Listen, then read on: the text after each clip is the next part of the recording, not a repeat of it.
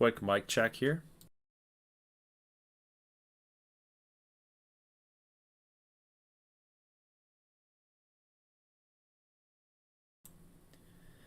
Mic is good. We are live. Welcome back, everybody, to the GGBL. We've got Season 6 playoff push here going on tonight. Couple games here tonight, and we'll kind of reassess the board, if you will, the standings, and just see kind of what we're expecting to see happen here for games 162, if necessary. So we might have to stream Sunday night. Might be able to get it all in tonight. We'll just have to see. So just a reminder, we had an episode posted yesterday. It was the trade recap day. We did a little extra simulation here for the month of August. We did most of September. We're here at game 161. And here are your standings right now as of game 161. Good Boys, one game up on the Moonshots. In the Central, we have the Monarchs winning that division. The Swing have somehow gotten out of the doldrums. They're 80 and 80. They're at 500 for probably, I think, the first time in their franchise history in this series. So they've got 2 more games left. Their elimination number is 1, by the way, in the wild card. So they have to win their next 2 games, and they have to hope the teams in front of them lose both games. They cannot have one of those teams ahead of them win a game. Therefore, that's the elimination number. Gauchos in first place in the West. The Emeralds at 82 and 79. They are still fighting and clawing for a wild card spot. Currently, they sit as a wild card team, as one of the 3. But again, the Swing right behind them, they need the Sun Sox to lose twice. They need the Emeralds to lose twice. Just one of these 2 teams needs to lose twice. That's how that they get in. If either one of these teams, if the Emeralds win and the Sun Sox win at some point, then they're toast. So they need at least one of these teams to lose twice, which it could happen. It could happen here tonight and in game 162, but we'll cross that bridge when we get there. So what we're going to do here for the NL, because the NL is a little bit more convoluted than the AL, a little more complicated, we're going to get the Emeralds game first. We got Shevchuk against James Monroe against the San Antonio Bandits. So if the Emeralds win that game, then we know that they're locked into the postseason. They've clinched the wild card spot tonight. We'll also get the Sun Sox game against the Richmond Good Boys. And if the Sun Sox get a win over Richmond, then we know that the Swing are therefore eliminated. Then on the other side, of course, that's going to matter with the NL East, the Richmond and Orlando game, because Richmond's got to try to find a getaway to get a win, because Miami plays against the Swing. And Miami is trying to make sure that they win the division in the NL East, because they are 1 game back. So the Good Boys have to find a way to get that W here over the Sun Sox. So it's really, really complicated in the NL side. We look on the AL side real quick here. We got the Mallards winning that division pretty much outright. 7 games up on the Swamp Monsters. That's no contest. Cardinals, Maples still duking it out here for the AL Central. Nuggets are in as division winners. Firebirds are in as division winners. And there's your race as it stands right now. So Cyclones and Nuggets are, that'll be the 3rd game that we get tonight, because we want to at least get game 161 done for those guys, because they play against each other. So probably that's the biggest matchup here tonight, is the Nuggets and the Cyclones squaring off against each other. It's crazy. It's really going to come down to who's going to win 2 games in a row.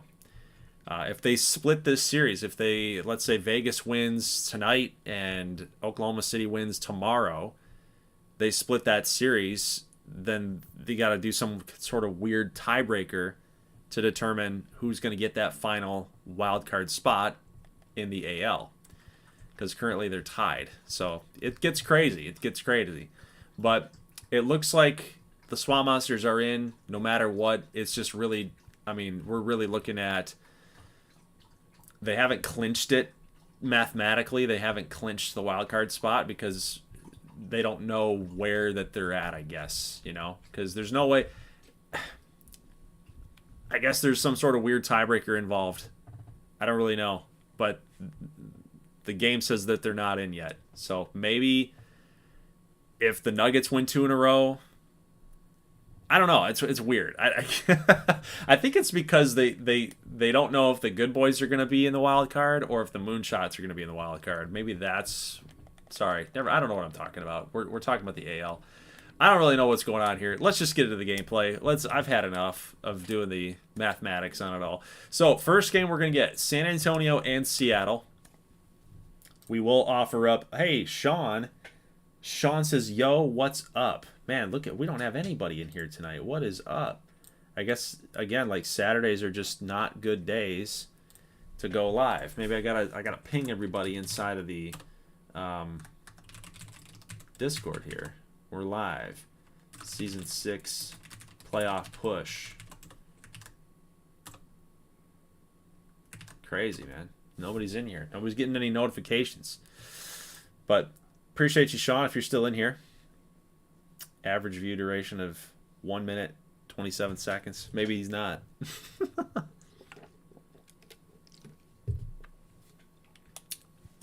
right. Let's get into gameplay here. Want to check the lineups. Let's make sure everybody's kind of maxed out here. We will be doing quick counts, just so we can get through as many games as we possibly can here tonight. Everything looks good here for San Antonio. No complaints from me there. Seattle. Seattle looks like, and let me know once we get into the game, guys, if the audio sounds okay, because I've been doing some Call of Duty stuff, and each game has different volume levels, so let me make sure. So Goro, Seiko, Clayton, Duckworth, yeah, okay, we look good there. Nothing really else that I could say needs fixing there for Seattle. So we are set. Everybody is ready to go. Let's go ahead and get into this action. I should have done. It's been a minute. Let's play full game. Do that, and we're ready. We are ready. We'll do a hybrid. Quick counts on clear skies. We are ready to go. So channel points, guys. Channel points. Back up on the board. So again, let me know if the audio sounds okay. Because again, just some things have. I've been doing some extra live streaming on OBS, and sometimes it fluctuates with different games.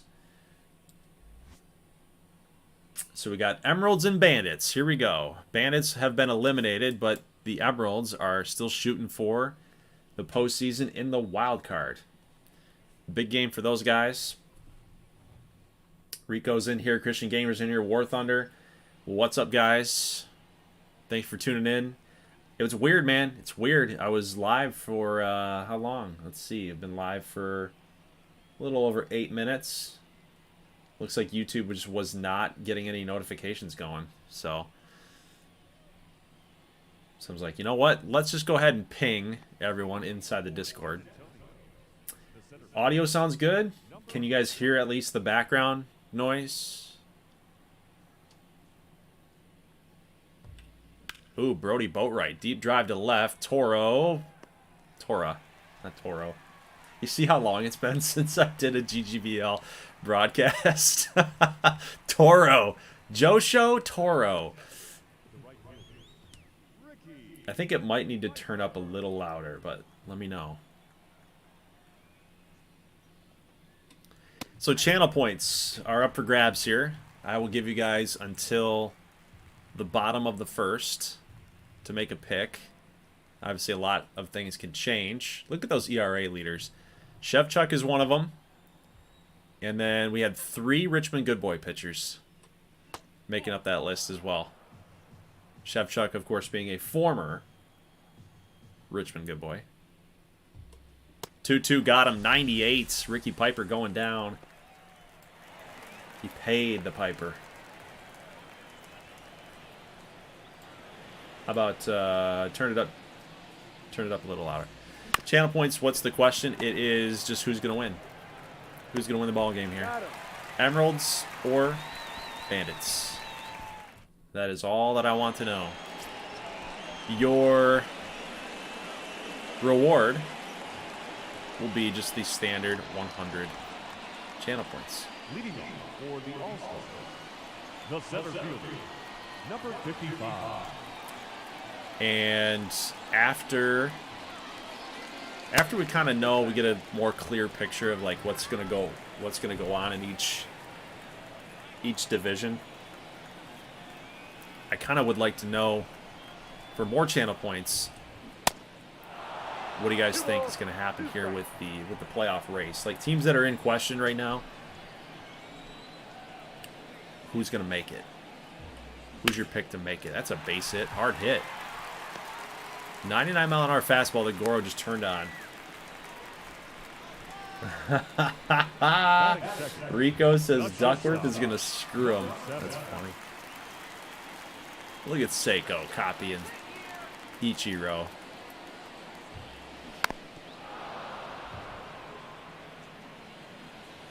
Sports Gaming Josh is in the house too. Seattle's going to win. Bandits will win. Says Rico. Christian Gamer says Seattle. San Antonio, sorry. SA. So nobody believes in Seattle except for Josh. That's it. It's the only people out there that believes in Seattle. It's crazy. What do you think? What do you think KAJ's feeling like right now?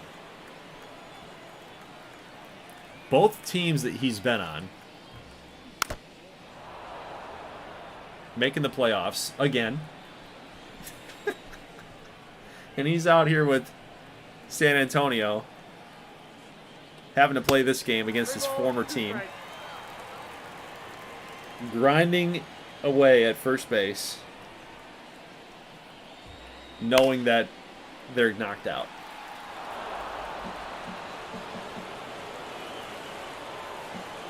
How do you think he's feeling right now? Monroe's going to get Seiko to strike out. That is the first out of the bottom of the first. And he's got Clayton Hall on a 2-2 pitch here. 2-2 count. That's a line drive foul. Clayton Hall could get into one right here. Got a runner moving. A little hit and run action there.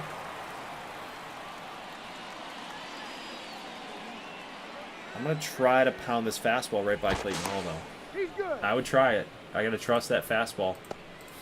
War Thunder says Seattle. Got a little extra belief, a little extra hope there. Look at that fastball, strike three, throw coming down. Goro will steal the bag successfully, but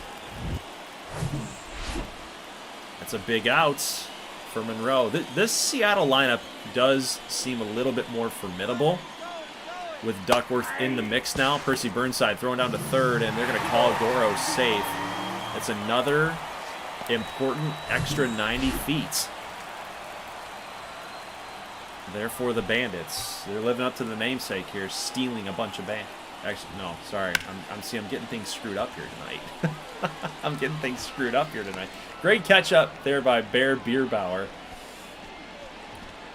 The Bandits are living up to the name, having stolen bases against them, not them stealing the bag. Sorry, that's what I meant.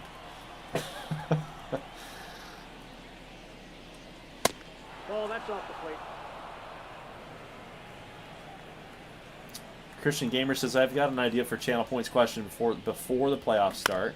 Yep, I think it'd be interesting to have everyone. Yeah, I've done that before. We can bring that back.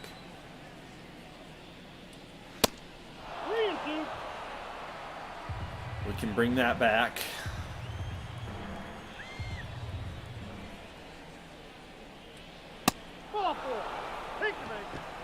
But I don't want to do it with each game. I'd rather do it with each series. That's kind of how I run it. If I'm offering it, that's what I usually do, is just say who's going to win the series. Give me your series winners. Nope, inside, ball two. You know, each stage has a channel point number to it. The harder that it gets, the more points you get. That type of deal. It's a cool matchup here. KJ against Shevchuk. That's ball 3. Never teammates. Guys that were traded for each other. 3-1 pitch here to KAJ. Shevchuk, what's he going to go with? He's going to go with the fastball. He doesn't want to mess with him here. So KAJ does draw a walk. It'll be up to Bierbauer. Hitting .315 this season. That's kind of a surprise. Not going to lie to you. Ooh, knuckleball. Hitting the outside corner. .315, 927 OPS. 4th in the AL and OPS. He's had a pretty good year. Seems like a career year. 1-2, maybe go back to the knuckleball again. He does. It's a little ground ball here to Hall. Back over to second. Seiko back over to first. Got him. Double play. Big one there for the Emeralds. 3-6-1 on the double play. Wish we knew what was the career high there for Percy Burnside.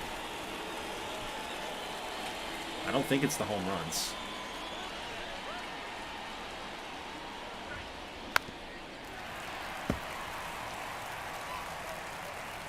All right, man. See you, Christian Gamer. Thank you. Thanks for tuning in. We'll see you in the possible replay. See you in the Discord. We'll chat a little extra GGBL. I'm kind of surprised that we didn't get a lot of discussion there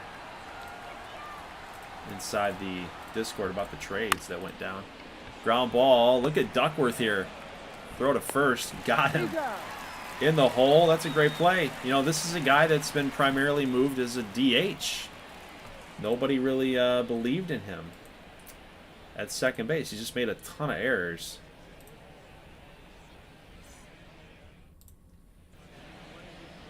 Now playing second base here for Seattle. The left fielder, number 15.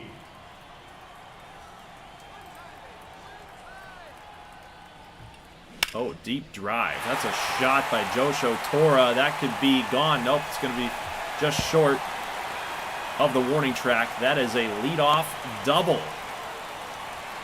Josho Tora, 29th double of the season. Looking for one more to get to the 30 mark there in doubles.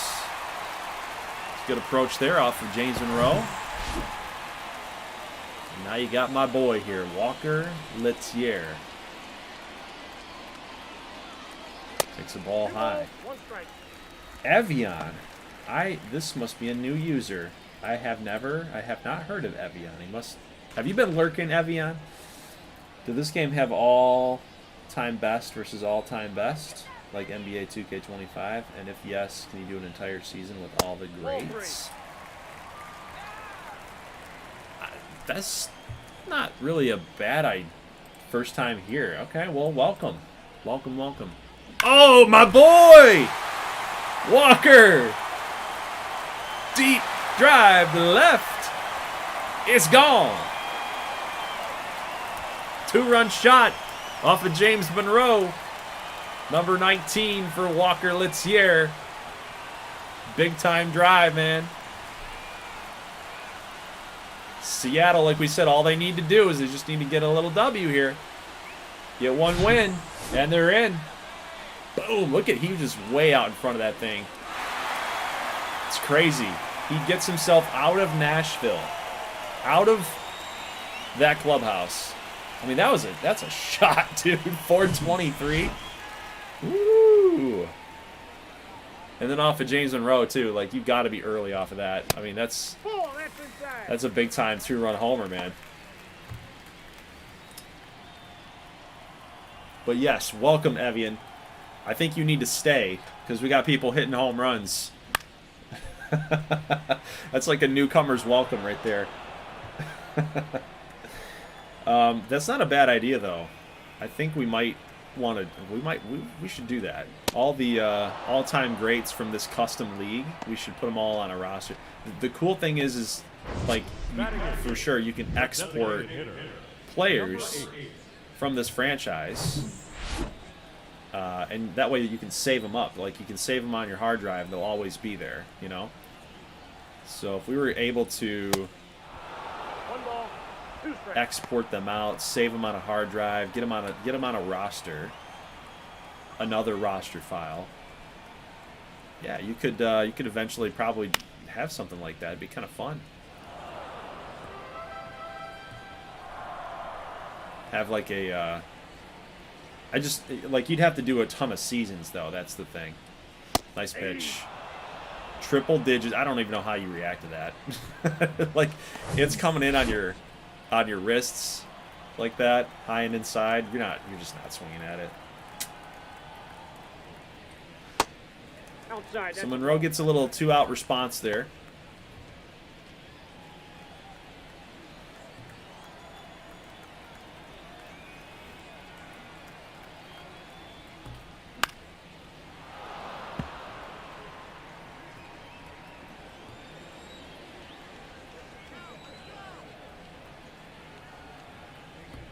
Oh, dang. He's just making people look silly right now. Yeah, so I'm thinking about how that would work. I would probably need to do a ton of seasons. Like, we would probably need to get maybe 20 seasons in before you can really confidently, like make an all-time best 2-team roster. Thinking like maybe throw in some award winners, MVPs. Maybe if guys were like underappreciated, some of those types of players. Oh. One ball, 2 strikes. You're talking about real stuff. So this is a custom league. So I thought you were talking about like the custom players in the league. Like, this is totally customized. Like, all these guys are fake. All these guys are fake. Created players. GGBL is different from the MLB. Yeah. Yeah. Yep. But, yes, the game does have real-life legends. MLB The Show does have that. You can use that in a play now, I believe. You can turn on legends to be in free agents. So if you go into a franchise and you're, the Detroit Tigers or something, and you go to free agents, if you've got legends turned on, That's outside. it's a setting inside of the game. It's a setting.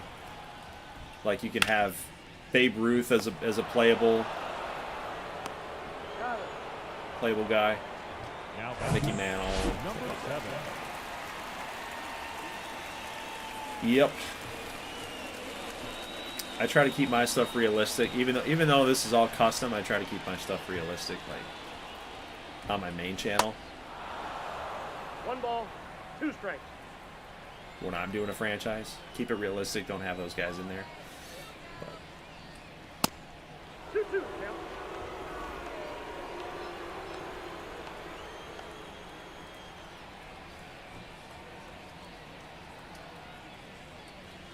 Man, Monroe's kind of missing spots here right now.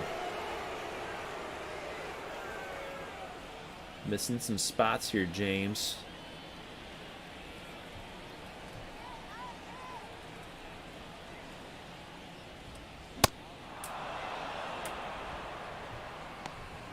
How bad was that swing? The first baseman, number 22. He's just making everybody look goofy.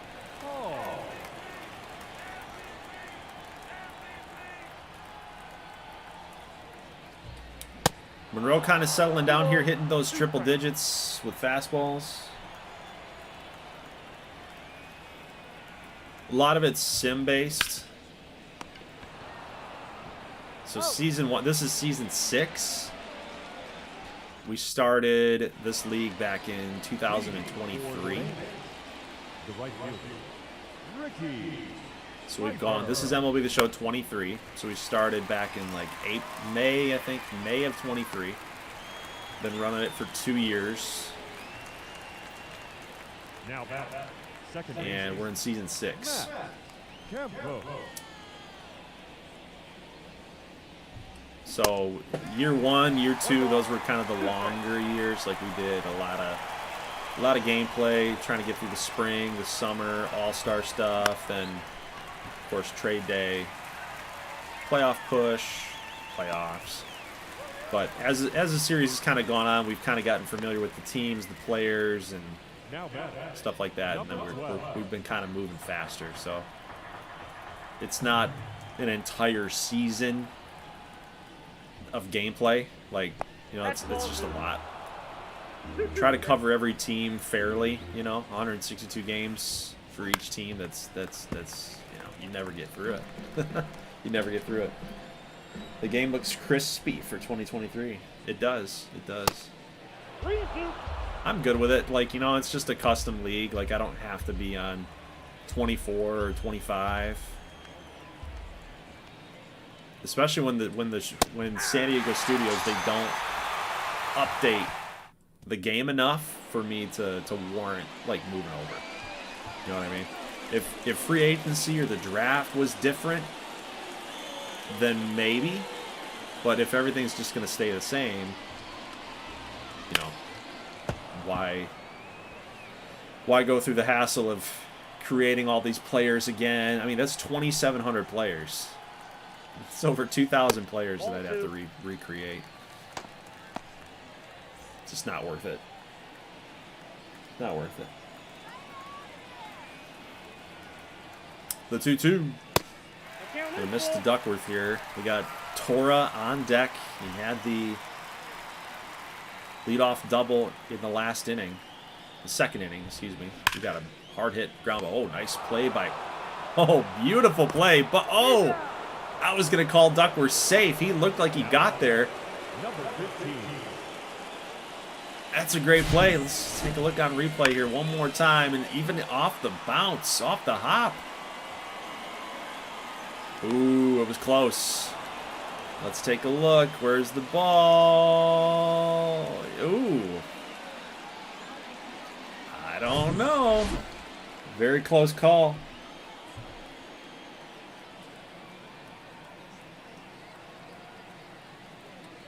That's ball 4. And Tora draws a walk. So we got another runner on base for Walker Letier. Third baseman. Had the two-run home run in the second. Monroe's already up to 80 pitches in the fourth inning. And, you know, this is kind of why Richmond, we saw the writing on the wall, and we wanted to get rid of James Monroe. Like, he's just started to show signs of some regression here. Letier does seem to be on James Monroe here. I'd probably dial up a slider and make this one of your better pitches of the night here. Oh, there you go. A screwball. Got him way out in front. Goodbye. The right fielder, number That's a smart pitch. He took you deep Murphy. last time you faced him. Evan says the last baseball game that I got was Major League Baseball 2K12 for PlayStation 2. We're thinking of getting back into playing baseball. It's fun. The show is fun. There's some things that get a little redundant about it. The more you play it, the more you see it.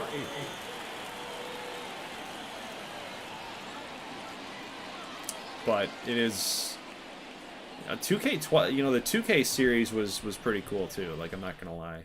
Your attention, please. Now pitching. David. It was a little arcadey. Which, if that's what you're going for, then you know, I didn't mind it. But I'm more of a baseball nerd, you know. I'm a real deep dive baseball nerd type guy. So I kind of just keep going after the show. 2 balls, 2 strikes. I mean, it's the only baseball game out now anyway. But when it actually had competition, like, I would still go with the show. Account full. But I'm not hating. Not hating on the 2K lovers. Not hating.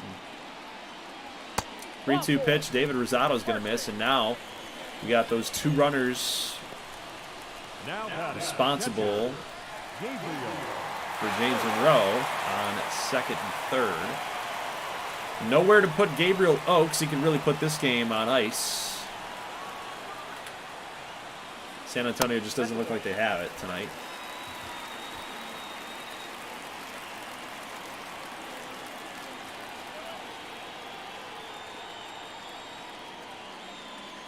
2-1's going to be missed. Little four-seam high, and we got, again, nowhere to put him. Oaks looking to do some damage here. Got to get a good pitch to hit. You like it, go get it. Deep drive to left field, giving chase is Bierbauer. It's gone. We called it. We said he could put this game on ice. And there you go. Grand slam. The dude's going to hit like what? 198? But he hits for power. The power hitting catcher. Apo Taco with a little salami.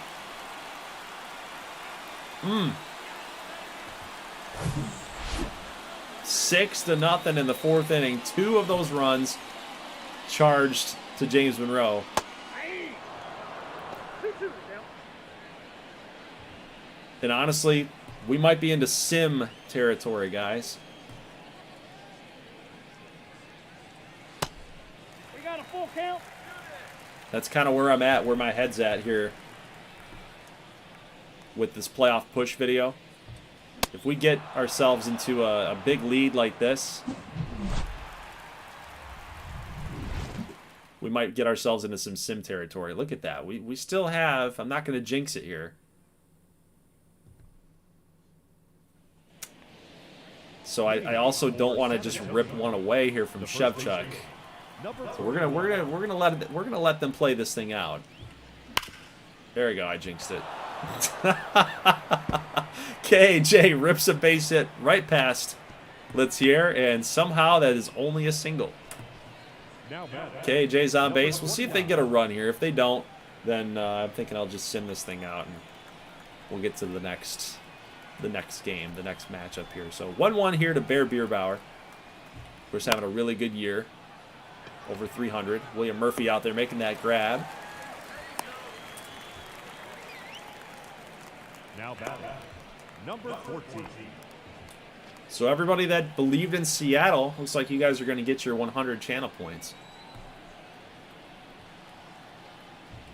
So the no-hitter's gone. Oh, look at this play. Nice job by Shevchuk over to second at Seiko over to first. Double play.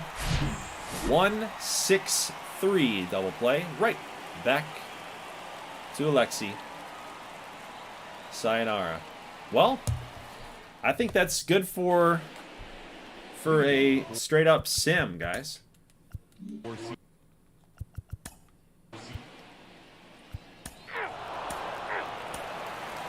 Kind of keep tabs on this. A little pitching change here.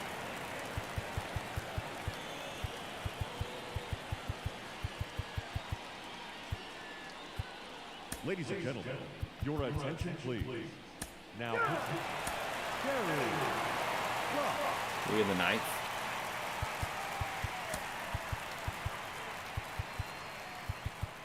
now pitching, Adrian. There you go. Emeralds wins 6-3. Get a little dub. Yeah. I wanted to make sure that we didn't lose that lead for Seattle, of course.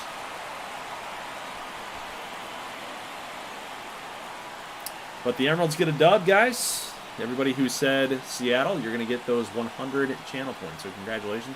Monroe goes to 14-13 on the season. I think the good boys did the right thing. I think we did the right thing by letting this man walk. Gabriel Oaks is your player of the game. He really busted it open. A 4-run home run, a grand slam. Shevchuk was solid, 7 innings. Had a no-hitter up until about the 5th inning. 3 earned runs, 4 walks, and 6 strikeouts. So we'll go ahead and back out. 3 2/3 for James Monroe. His last game starting for year 6. So his season is basically done. So the Emeralds, I think with that W, they have clinched a postseason berth. And yep, there it is. So they're in. We're now going to move out to Richmond and Orlando. So again, the swing with their elimination number being 1. If the Sun Sox get a win here, they're in, and the Swing are eliminated. Because again, there's only 2 games left. Swing cannot get to 83 wins. And it doesn't matter. They're on a 9-1 last 10 streak. And it's not going to matter. It'd be all for naught if the Sun Sox get a victory here over Richmond. And, of course, that is going to affect the NL East standing. If the Sun Sox can get a victory over Richmond, the Moonshots take on the Swing. And the Moonshots are trying to gain ground to be division champions in the NL East. So that game has a lot of impact here. So we'll get this Richmond game going here. And, of course, me being in charge of the Richmond Good Boys, I want to see who's starting. So we got Cesar Borgia against Henry Fukumori, who honestly has not really had that great of a season. You look at what he's done in the past, and, you know, he was actually, he's been kind of that type of pitcher throughout his career. Good for about 140 plus strikeouts there. He kind of comes off and on a little bit there. So I guess I'm not too angry with Fukumori. He's one of our best pitchers, but I wonder if Lorenzo Zanetti is available. I wonder, because I'd love to see Zanetti in gameplay today. I just don't know if it's a good matchup against Orlando. He's not really ready, so I guess we'll wait on him. Now, the CPU did end up calling Hector Varnando up. He's my custom player. Not pitching too great here. He's still got a lot of room to grow, so I wish that they didn't rush him and call him up, but yeah.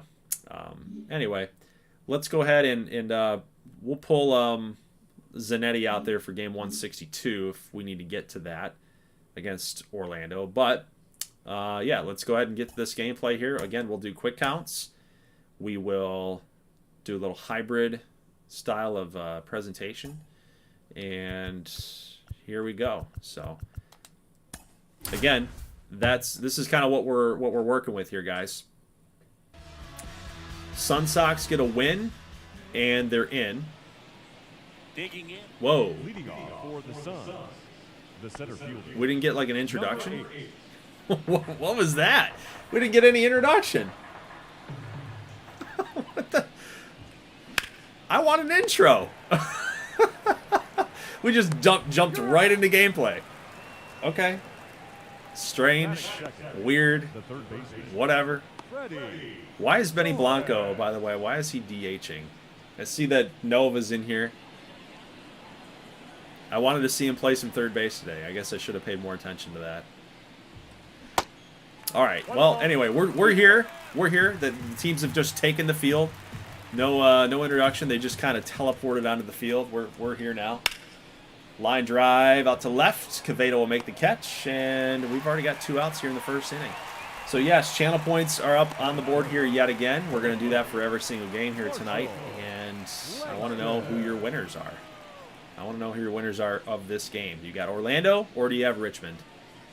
It's kind of crazy seeing my two babies here, the Richmond Good Boys and the Orlando Sun Sox. These are my 2 teams that I hold near and dear to my heart.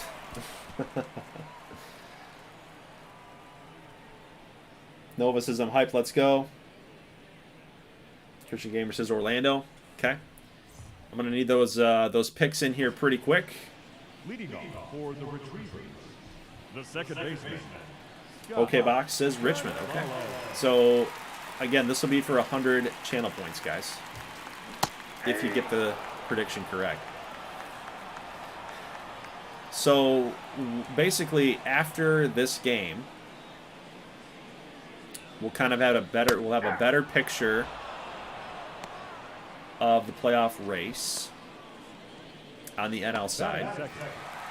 And then from there, after this game, then I want to know your predictions on who you think is going to actually make the playoffs, because then these 2 teams they might have to go 162, right?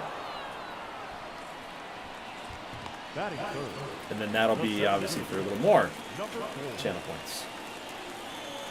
Because that's a little bit harder of a prediction than just picking a winner of a game.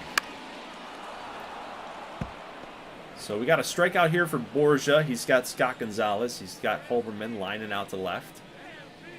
And he's going to get the number 3-hole hitter, Kingston Mondesser here. Little looping fly ball to center, but it's going to drop right in front of Cash Fortuna. He's going to go for 2. What are we doing, Kingston? Dude, I've noticed this about Kingston Mondesser. He is way too aggressive on a lot of decisions that this guy makes. Stealing bags, taking extra bases.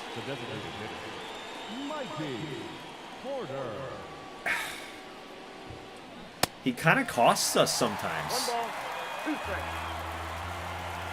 But there's sometimes where his aggressiveness does pay off, you know. All right, Christian Gamer, I'll see you later, man. Thanks for tuning in yet again. Good luck at work.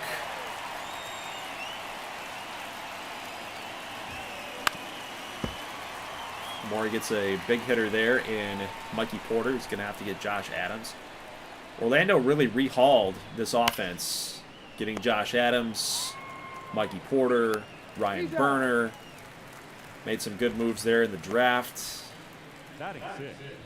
With Cesar Borgia, he's now come up and pitched pretty well now in his, I think it's his 3rd season. 1 ball, 2 strikes. Then, of course, signing Marshall Langston out of international free agency. It's really a revamped Philadelphia flight team. And since they've moved down to Orlando, they've made a lot of really savvy moves. So, good team. On the verge of making the postseason for the first time. And something to note that I didn't mention in the last video. Look at Benny Blanco's numbers, guys. 42 home runs. A career high. He's now over 111 RBIs. The first 2 seasons, it was funny because I was looking at his numbers and I wanted to mention it in the last video, but I think I just, due to time constraints, I didn't share it. But at the time of trade day, this man had 99 RBIs. And you look back at his player card, the first 2 seasons with San Antonio, I think the number was like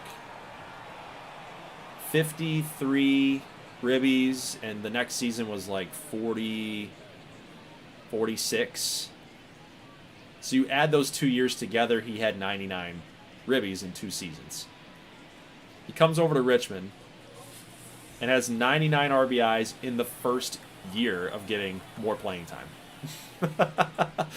So you fast forward now to game 161, and he's over like I think it was like what, 114 ribbies, I think the number was, 42 bombs. That's the type of power, that's the type of player that Richmond has been missing. They've gotten that kind of production from Ricky Holberman in the past. He's won an MVP with the good boys. But really, that's what we acquired KAJ for.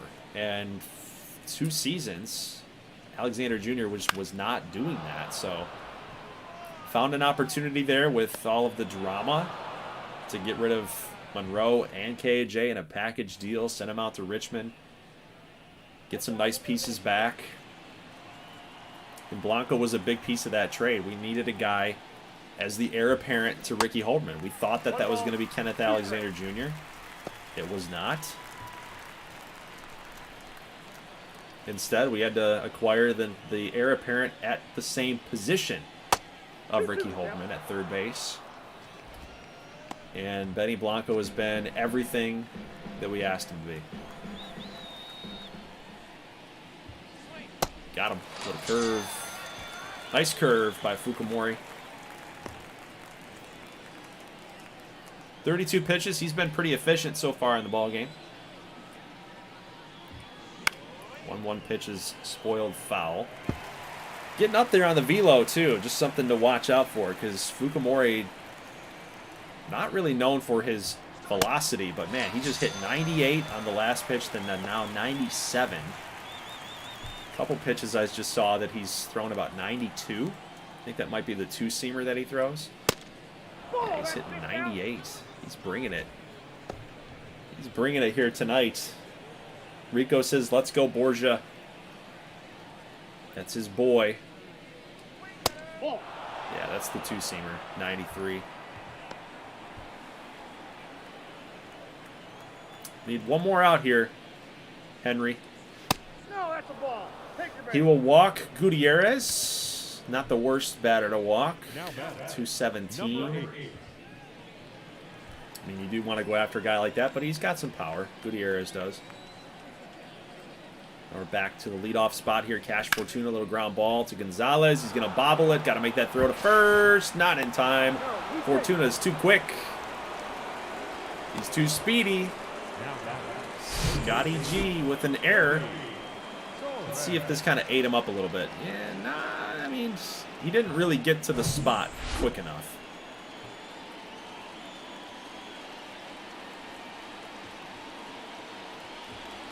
He kind of got caught in between him making the decision. He didn't know if he was going to get there.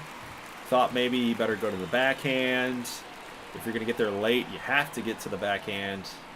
But then by the time he got there, he was like, oh, maybe not a backhand. Maybe I do go forward with it. Maybe I do go the more secure route. And it kind of ate up. It eats you up a little bit. Those types of ground balls. All right, so we go to the bottom of the third. Still tied. Nothing. Quevedo against Borgia. 219 for Julian. Got 24 homers. And then we got another error up the middle. And I don't really blame. That one was not as bad as the Scott Gonzalez one. So I will give Berger the benefit of the doubt there. That's a hard hit baseball, and you got to make the play on your glove side. Hit the palm. Hit the palm.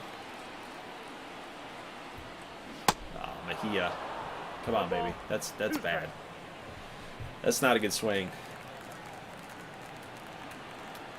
Borgia with some kind of like old school type of delivery here. He's got a lot of break on those pitches too. He's tough.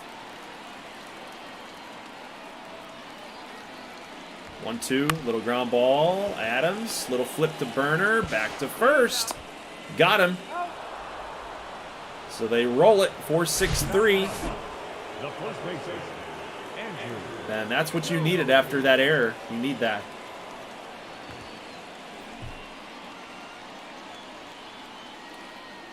Now we jump to the number 9 hole hitter, Andrew Doby, 296. He's having himself a really solid season. He's formerly a Houston Copperhead for all those seasons, all those years. And now down to the number 9 hole. He's kind of having a little resurgence in his long-standing career. That's a foul ball. It's really shooting for the left side. And that's kind of the hitter that Doby is. Pull hitter. Good pitch by Borgia. Just missing a little bit. 99. You want to get that in a little bit. You know he's trying to pull, but is he really going to catch up to 99 inside? We'll find out. He's going to go a little soft on the outside. Curveball. Got him swinging. He's out. And we're still tied, guys. We're through 3. Borgia scoreless. Fukumori scoreless. Having ourselves a good old pitching matchup here. Adams Berger double play. Beautiful, says Sports Gaming Josh. Luco Ramos says Berger is more of a first baseman. I would not argue that. I would not argue that.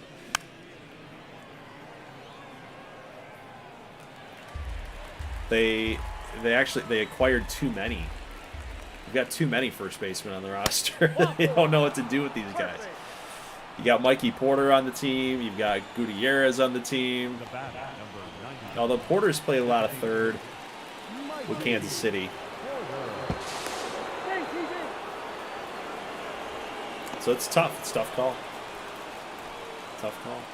But yeah, I think eventually you got to get a shortstop and then get Berger over first. I don't know how you work that out, but yeah. He kind of struggled in Vancouver too. 2-1 pitch here to Mikey Porter. That is a foul ball. That's a dangerous dangerous location to Mikey Porter. This is a guy that loves to come through in gameplay on streams. I wouldn't be mad if we walked him. I wouldn't. If we get to Josh Adams in gameplay, I mean, Adams can hit a home run too. We've seen that. 3-2. Oof. He's waiting for the high fastball. Come on, Henry. Make a good pitch. Oh, he popped him up. Inside fastball popped him up. That's a big out. Man, Porter just gives me the heebie-jeebies, man. He steps in there and it's just like, I'm just anticipating the home run. The 2-run homer that would break our backs. Adams got a 2-2. That is a base hit. He got caught in on the hands, too. Oh, he going for third is Marshall Langston. Look at the aggressiveness by Marshall Langston. The base hit, the good read. That's a nice piece of hitting by Adams. Langston being aggressive. He knows the stakes. Team's got to get a win here to get into the postseason. We got a base hit over Domingo Mejia's head. That is the first run of the game. Ryan Berger gets a little revenge on his former team in the Good Boys. I mean, we'll take another look, I'm sure. It was just, I just want to see just how out of reach it was for Mejia. Oh, man, he misread it. I want to take one more look.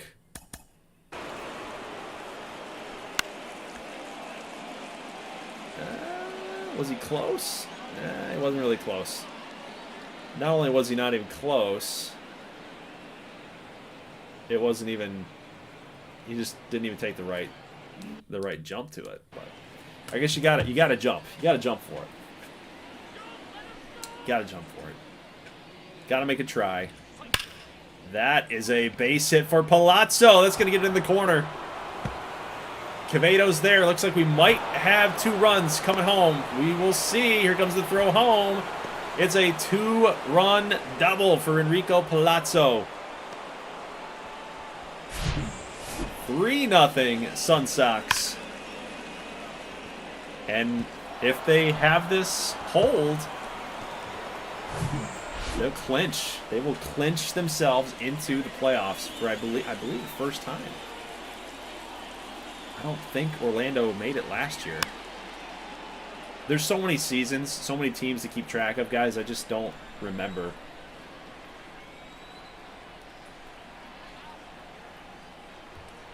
One-two pitcher's going to miss high. Ooh, we got Varnando and Feliz warming up. I'd kind of like to see Varnando come in. I kind of want to see him in gameplay. See how he does. Foul ground, foul territory. Good catch. Out number 2. The first base is number 9. You know, it's crazy. Everybody in the chat, I feel good for you guys. Because I'm sure Rico's going to be happy because of Palazzo and Borgia. And, you know, you got Josh in here who's happy for Berger and Josh Adams and the team in general. But I just have to ask myself, I get a little jealous. I'm like, when's it my turn? When is it my turn? That's a ball. You know? When is it my turn? When are the Good Boys going to do something in gameplay? The count is full. So kind of a same situation here. We've got Monroe could only go 3 2/3. Fukumori's now walked another batter. So is his day done? No, they're going to leave him in there. Number 8. He's got a full count to cash Fortuna. Ooh, he could have taken that. That would have been ball 4. 91st pitch upcoming. Like, that's just not efficient. Gotta be more efficient. Got him. Strike 3. Swung on and missed, but the damage has been done thanks to Enrico Palazzo. Boosh. Opposite field approach. We've seen a lot of that in the first 2 games. Gabriel Oaks, of course, hitting that grand slam in the last game. Yep, that ball went out. 2-1 here to Scott Gonzalez. Ball. Richmond trying to get a little comeback here in game 161. Like I said, this is, I mean, they're in the playoffs no matter what. Of course, they want to get the next 2 wins just to make sure that they win the division. It's a pride thing. Good curveball there. Borgia's curveball is pretty nasty. Like it's slow and it's got some good movement. Number 22.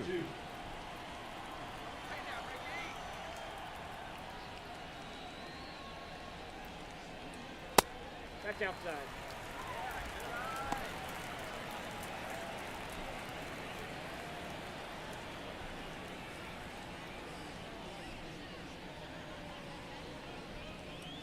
Ooh, check swing. Did he go? Did he He's go? going to say he went.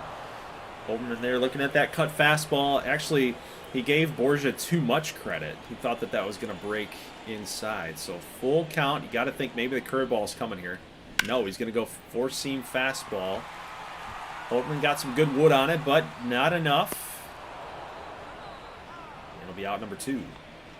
The batter, number 4.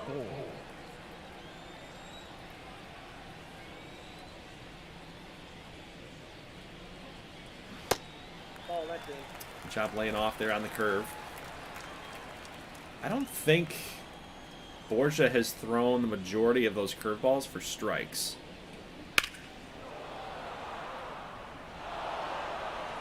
He's really got to lay it in there if it's going to be in the strike zone. Everything else has been kind of off the plate here. Yeah, see, there it is again. Curveball off the plate. So it's been a good at-bat here for Kingston. Don't really give in. You got a good pitch to hit there, but it's going to fly out to right field, and that's going to do it for the top of the 4th inning. Richmond goes down, 1, 2, 3. And I'm going to see my boy here. All right, Hector Varnando. This was one of my renamed pitchers from a couple seasons ago. The third baseman, Freddie. Through channel points. Ooh, got him. Nice pitch there. He's a little sneaky. Varnando. He's a little sneaky. Marshall Langston. He like comes at you real slow and then boom. We'll pop up there. Sorry. Mejia's got this. Langston's out. And now you get Mikey Porter. So another custom community custom player against my custom player. One ball. Who's going to win the battle? Who do you think is going to win this battle? I think it's going to be Mikey Porter. Oh, Varnando! He's the truth. He's the truth. I love the delivery. He really gets that. He shows you the ball. The designated hitter. But he's got some movement. He's got some velo. He's pretty nasty. He's nasty. Here's a good matchup. We got Blanco against Borgia. 3-1 count. Blanco, you saw the graphic there. He is first on the team in RBIs. We got a full Swung count. at the changeup. That's pretty crafty. Borgia is crafty. 3-1 changeup. He knew he was expecting something hard, and he got the soft stuff. Ground ball here, another changeup. That'll be out number 1. He's out. Richmond's offense yet again here in game. They do nothing. Right fielder, Clipper. It's all sim. Dura. They're a bunch of sim merchants. 3-1 pitch here to Clifford Durham. That is a line drive right to the right fielder. There was no hesitation out there at all from Karos. Now None. Number 15. Zilch. Borgia looking to get out of 5 innings, and that's a little jam shot. Josh Adams is there, and again, Richmond goes down 1-2-3. So go to the top of the 6th. Varnando looks to maybe pitch maybe 3, probably 4 innings, knowing how the show loves to manage the bullpen. But he's pitching pretty well right now. He hasn't given up a base hit. He's given up a base runner. He's not giving up a lot of hard contact. Number 28. Lowering that season ERA way down. Another pop-up. Quevedo's got to get there. And he will. Okay.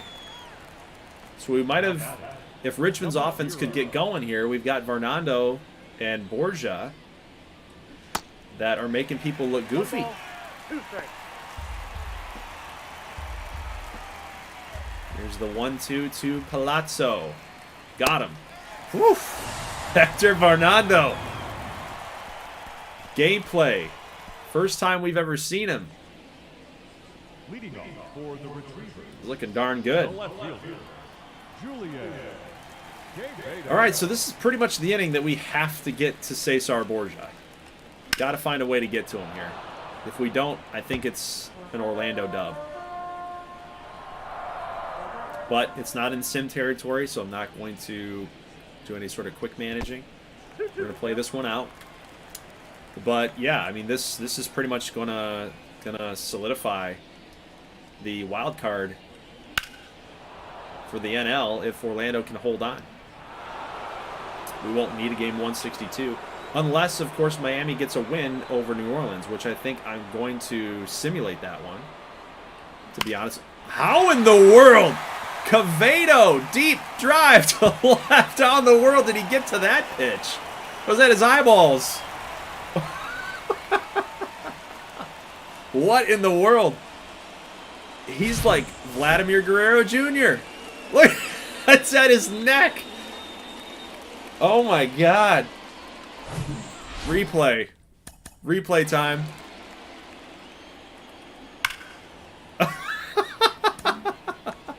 It's at his shoulders, man. It's not even a strike. Palazzo's like, he's fully extended. I mean that's insane contact right there. Boom. But Quevedo made it. I mean, hey, he's like Vladimir Guerrero, not Jr., but Vladimir Guerrero. He's a bad ball hitter. Crazy. All right, so Borgia's like, did you see that delivery? What is going on in this game right now? Hold on, let's look at this delivery. Hiya! Throwing darts. Bullseye. What is going on in this game? All right, 2-1 pitch. Mejia, swing and a miss. 2 strikes. Swingsies. Oh, we got a runner. We got a runner going for third. Oh, he threw it away. Palazzo threw it away. It's going to score Quevedo. Put some pressure on the Sun Sox and make some things happen here. So now we got to capitalize. We got 8, 9, and 1. That's the minimum here. Borgia settles it down by getting a strikeout. That's a big one here. That'll settle it down for sure. If Mejia had gotten on or gotten a base hit, that changes momentum. Yeah, and then we get a ground ball there. Gonna be fair, and that's now 2 outs in the 6th inning here. And now we get back to the top of the order, looking for a strikeout. So if Borgia can get this one, that stops the bleeding. Stop. There you go. Striking out Scotty G. And that's, yep. A little frustrated, but that's not the end of the world, though, for Orlando. Leading off for the Suns, the right fielder. Settled it down. That's what you wanted to have happen. Look at these pitches, 1 man. ball, 2 strikes. Look at Fernando. We got a little duel happening now. Ball, that's it. Fukumori's out of the game. You got Varnando versus Borgia.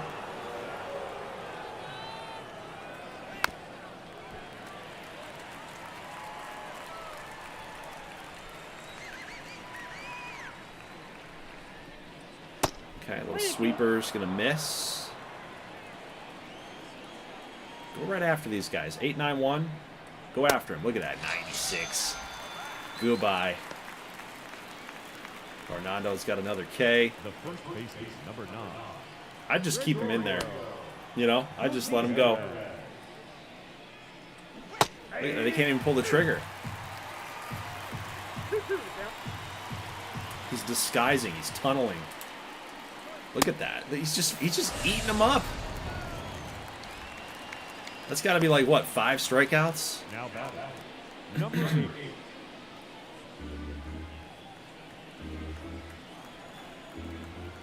1-2 to Fortuna. Got him. Oh my God. We have something. We got something, boys.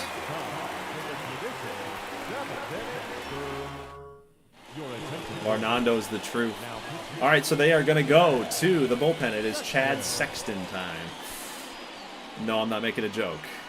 Maybe I am, kind of. 5.72 ERA. We got number 2 hole hitter, Ricky Holberman, Benny Blanco, Kingston Mondesir. Of course, Mondeser's in the 3 hole. But Ricky, Kingston, Benny Blanco. 2, 3, 4. We got to get 2 runs. Find a way to tie this game up. Nope, outside. I think if we get a W here, yeah, we'll win the division. So that's what's at stake here for Richmond. Of course, we've still got 162 left to play. Of course, we're kind of rooting for the swing at this point as well. The batter, number 4. Want to make sure that Miami does not tie us in the standing, because then now it comes down to 162. Whoever's going to win their next game wins the division. That's the ball.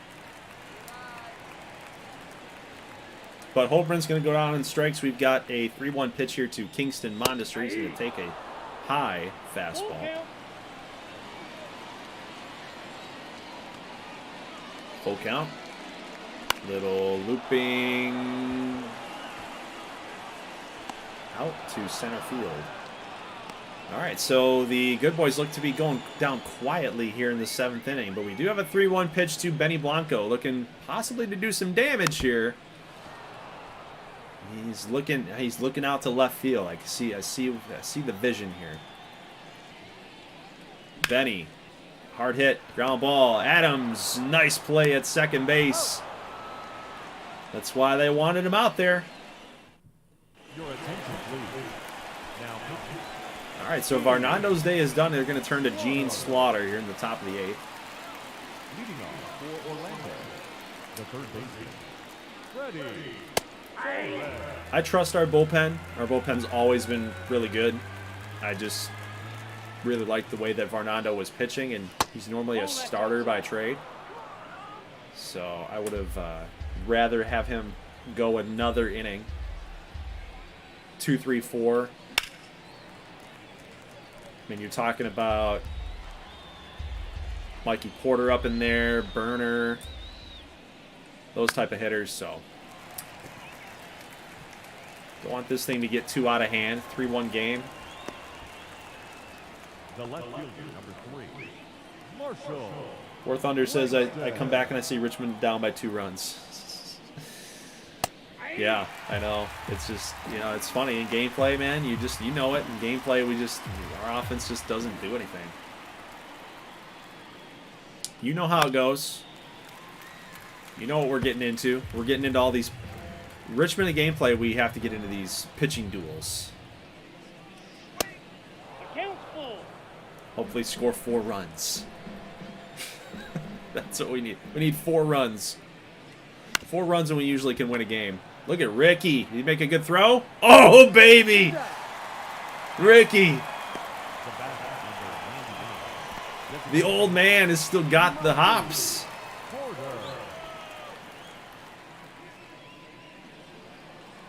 He's still got it.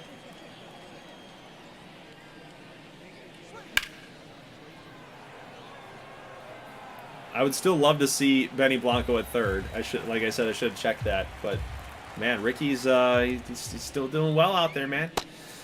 Porter's gonna strike out. That's huge. That's huge. We'll go to the bottom of the 8th. We have 6 outs. We have 6 outs to get 2 more runs We got to go up against Eddie Cruz. 31 holds and 41 in a third innings pitched. Good strikeouts to walks numbers. Really good against right-handers. 187 batting average given up. So he's a tough one. He is a tough one. We'll see what kind of repertoire he's got. He's got a 93-mile-an-hour four-seamer. You should be able to hit that. He's not going to blow it by you. Oh, that's a little tough. You see a fastball for a strike, you get a cutter right down the middle. It's juicy. You think it's the fastball. It's not. It's got a little tail to it. It misses bats. It misses bats. Ball, that's out. And then he's got an 88-mile-an-hour slider. Okay. So that's pretty deceptive. Inside ball. Four-seamer straight, cutter with a little bit of extra inside move, right to left move, then a slider with a slower and a bigger break to it. So yeah, he can get you. All right, Ronan Henderson gonna pinch hit here, and I believe, who is that for? That is for Julian Cavedo. So they didn't like him against the right-hander. Get a stolen base attempt here, and that is a base hit. Addison's going to get to third base. I don't think they're going to push it. Now we got runners on the corners. Great pinch hit. Number 3, shortstop, Domingo. Good decision there by the Good Boys manager. Hey, my goodness, we actually have a manager that likes to make some moves. The CPU actually did something. Wow. But 1-2 here to Mejia. He definitely went. They're going to say he did not go. That's impossible. That is impossible. We got a little bit of a break there. Yeah, he went. He went for sure. We'll see if Orlando gets a little payback here.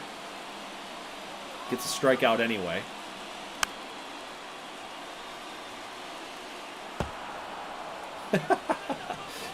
War Thunder says Richmond's the type of team that won't die even though they're supposed to. 2-2 pitch, line drive, foul, way ahead of it. If I'm Mejia, I'm thinking probably low and outside here, something low and away. Oh, they went cut fastball. Man, it's sneaky by Palazzo. He's set up outside. They got him in. And now they're going to pull Cruz and put in Jorge Rivera. This is an interesting move. We got lefty against a righty. Andrew Doby, who actually hits left-handers better than he does right-handers. So I really don't know the strategy here for Orlando. Doby, base hit down the right field line. That's going to score a run. And we got a misplay by Karros. We'll see if they try to push the runner. Rounding third, headed for home. Here comes the throw. He is out. Henderson gets called out at home plate. What a relay throw by Orlando, but man, you got to question the decision. You got to question the decision. Doby gets an RBI, but Orlando still preserves the lead. And you know what? Honestly, with 2 outs, you have to make that call if you're Richmond anyway. Like, I don't blame them for making that call. You got to be aggressive in that situation. You got 3 outs, 4 outs at that point to get another run. So I don't blame them. So Richmond's got a job to do here. We got to get Slaughter to shut down 5, 6, 7. He's going to get Adams to go down. And they're going to go into the bottom of the 9th with Gonzalez, Holberman, Mondesir, and Benny Blanco, potentially Benny Blanco, come up and try to walk this thing off. We got a base hit here. Boucher will handle that one in left.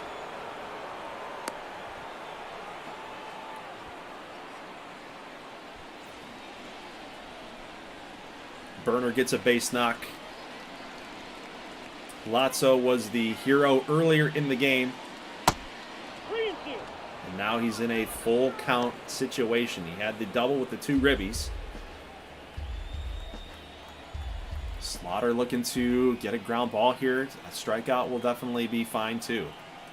Full count pitch. That is a fly ball. Carrying, but mid-center field. Monster will handle that one, and we've got 2 outs. 2 outs for Donald Caros. The right fielder, Donald Caros.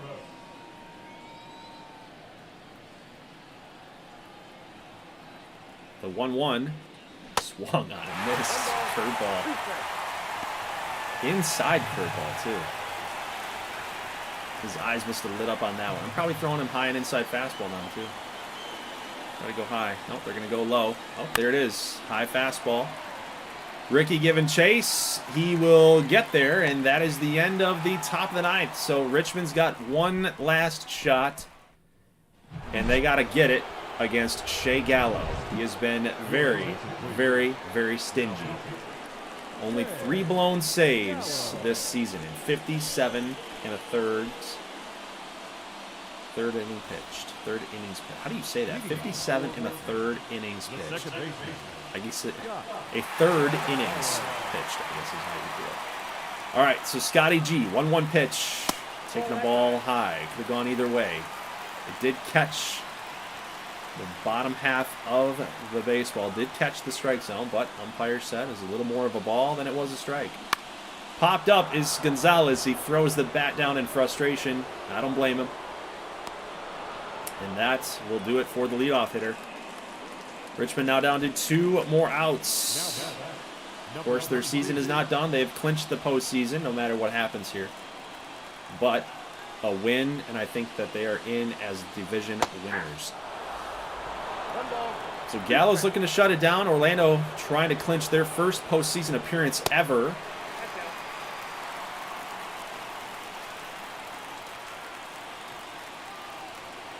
They want to get this win just as much as Richmond does. 2-2 pitch here to Holberman, and that is a fly ball to left. Langston casually getting over there to make the catch. So we got 2 outs. Orlando 1 out away from the postseason. Mondesir lays down a bunt. Here comes the throw. Oh, no, he bobbled it. Torres bobbled it. Oh, no! It's going to give Benny Blanco a chance. The RBI leader for the Good Boys in a full count. Good Boys fans standing on their feet, but Blanco offers at the slider. In a full count situation, the Sun Sox will get the victory. Blanco strikes out. Mondesir with a very, very gutsy decision there to lay down a bunt. Again, aggressiveness. Sometimes it helps us. Sometimes it hurts us. In that situation, it helped us. He got on base. Blanco worked it to full. And he just got a little too caught up in the moment. The youngster got caught up in the moment. And the Sun Sox have officially clinched. They've locked themselves in the postseason, so congratulations to the Sun Sox. Berger was great. Nobody walked, 1 earned run, 2 hits given up. He was dominant.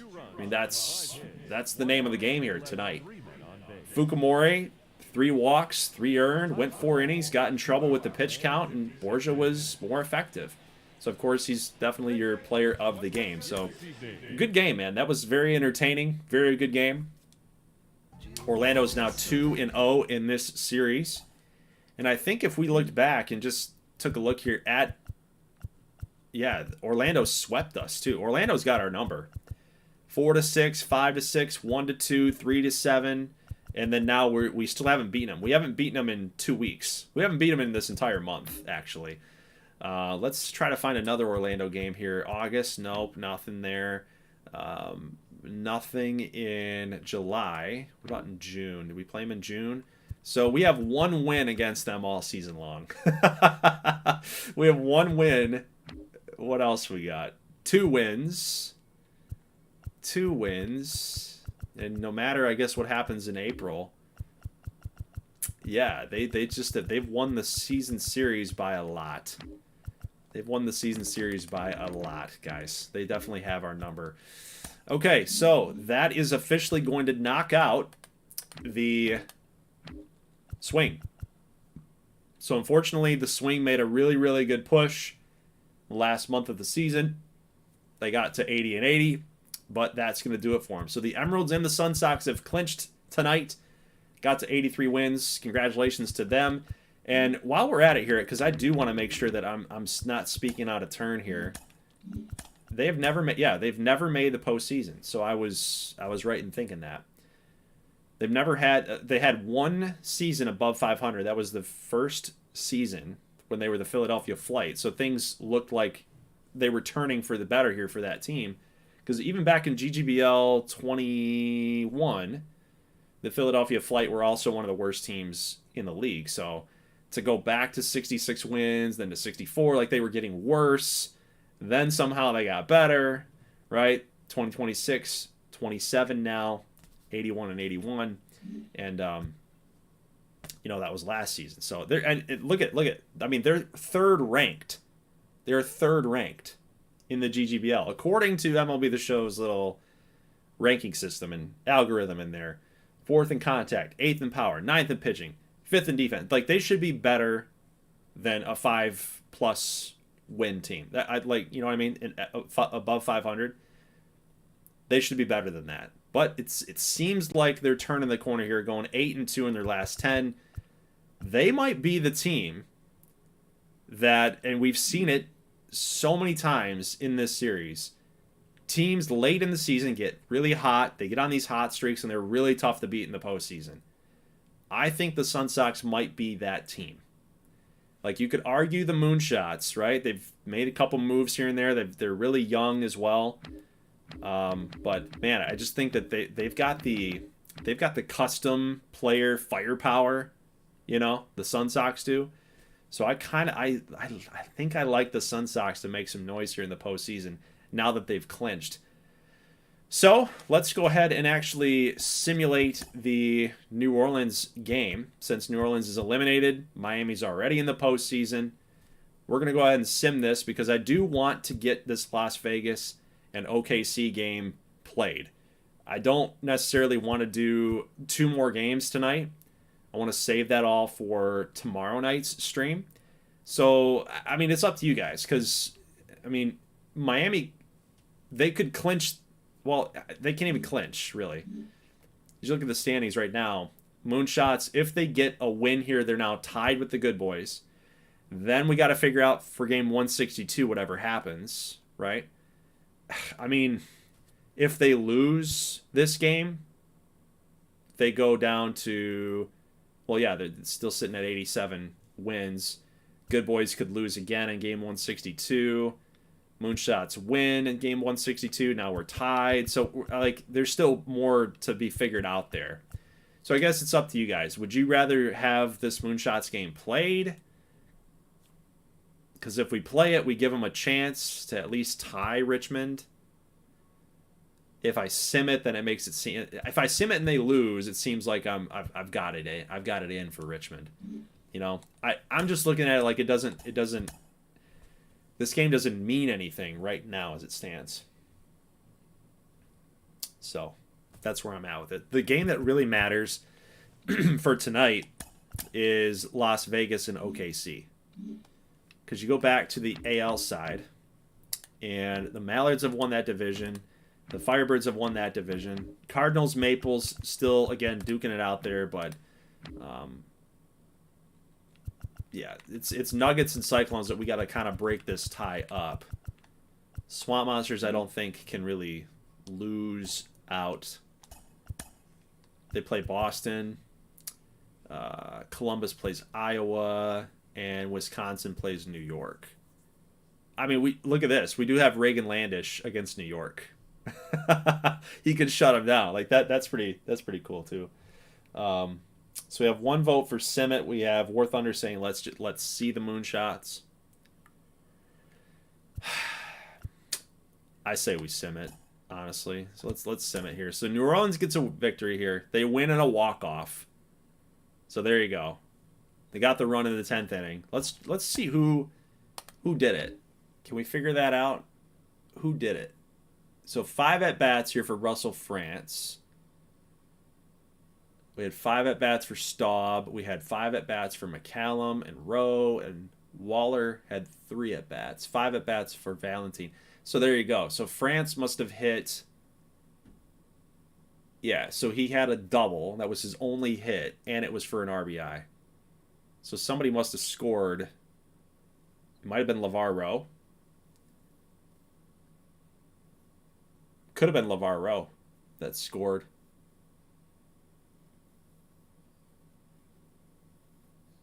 Because then you would have had Coop Waller get out. You would have had Valentine get out. That's 2 outs. France comes up, hits an RBI, double. Yeah. Cool. All right. Clark Griffin was good too. 4 strikeouts. So I think that should pretty much... No, it has not yet. It has not yet. So it did play out that way. So the Moonshots and Good Boys really going to duke this thing out for game 162. So we'll have to see how that shakes out. But okay, so let's go ahead and for our last game tonight, we'll do Vegas and OKC. And then tomorrow night, we will do... Yeah, tomorrow night we'll do Nuggets and Cyclones again.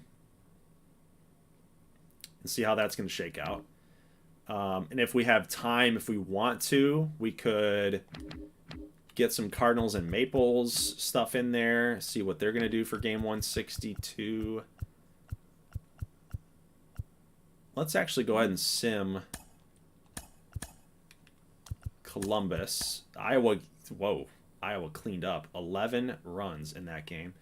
New York and Wisconsin. New York gets a win. Zamora blows a save. Let's see. New York. So Campos. Randall James, 4 for 4. We just don't know. We don't know who did it. Campos did have 2 RBIs. So I wonder, how did Landish pitch? He pitched really good. 6 1/3, 4 strikeouts, 1 walk. Lowering that ERA. But Zamora came on and blew it. Crazy. Okay. Let's see what that does for the standings here. Nothing. We didn't really figure anything out. So game 162. I think what we'll do then is we'll actually watch the Cardinals play. So that'll be Sunday night. We'll watch the Cardinals play. We'll see if they clinch the division. That'll eliminate the Maples. If Cardinals lose, well, then we'll watch Maples. See if they can tie it up. We're going to get Nuggets and Cyclones here tonight. Game 161. We're still going to get them in for 162. Because, again, so one of these teams, the winning team here tonight has to win again. Otherwise, we get a tiebreaker there. And, you know what? We might as well just sim that game, honestly. Valdez and McDreamy. We might as well just sim that game. Break the tie. Then we know who's got to win in tomorrow night's stream, right? So let's just do that. McDreamy gets a dub, 7-5. And I'm just not really thinking about that too clearly, I don't think. So let's see. Yep, there you go. So Cyclones, Nuggets. So Nuggets have to win tomorrow night to clinch. Or to tie, sorry. See, I'm not thinking tonight. Cyclones have to win to clinch tomorrow. Nuggets have to win to stay alive and like force some weird tiebreaker that I don't know what's going to happen. So they just got to find a way to survive. Swamp Monsters are in no matter what. They got a victory here. They're on a 2-game winning streak. So yeah, they're officially in. Anything else that's got playoff implications? I don't think that there is. I think everything's pretty much accounted for for game 161. So, ooh, don't do that. Don't do that. Don't do that. Good Boys Moonshots, duking it out. Maples, we know that one. Cardinals, Maples. Okay. We're set, guys.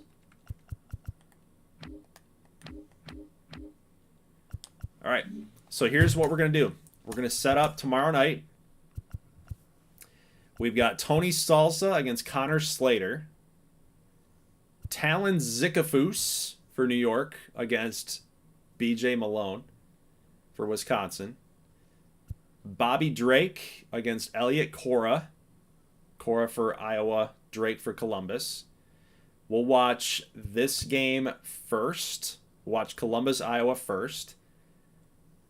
If Columbus wins, Wisconsin's still in the postseason, but they don't have a chance to win or at least tie in the division for, again, that weird tiebreaker for the AL Central. So we'll do Columbus. We'll do order of operations here. We'll do Columbus first. Figure out how that plays into this New York-Wisconsin game. Then we'll do Vegas OKC, and we'll see how that plays into the wild card. Again, Vegas has got to get a W here with Tony Salsa taking the mound to stay alive just for the playoff to take into effect. OKC has to get a win to clinch. Then we'll get Orlando Richmond. We got Drew Reed against Lorenzo Zanetti, my boy. Hopefully he can get a W there. If Orlando wins, again, they sweep Richmond in this series, and Miami gets a win over New Orleans in gameplay, then you've got Richmond and Miami now in a tie. So I would actually like to do a little bit of a practice sim so we know exactly if those scenarios are correct, like if we even need to do this. So let's just have a little playtime here. Let's have a little playtime. Okay. So what do we know? We know Columbus needs to get a win and they're in. So let's see if Iowa can get a dub. So if Iowa wins and we will save another, like a test file here.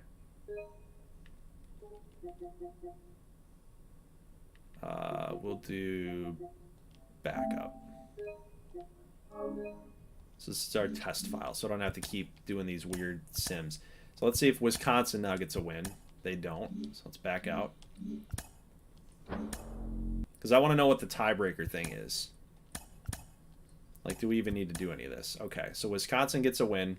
That's the scenario that we wanted there for the AL Central. So, yeah, there it is. So, Cardinals, even though they lost and Maples won, they still win the division because of a tiebreaker. So that series doesn't even matter. Those two games don't even matter. So we can just eliminate that completely from our plans for tomorrow night because it doesn't matter. Cardinals lose, Maples win, they do what they had to do. Cardinals still win the division even though they're tied. So that one doesn't matter. Cyclones and Nuggets. Let's see what happens there. Let's see if the Nuggets get a victory here. So they do. They get the victory. Are they in?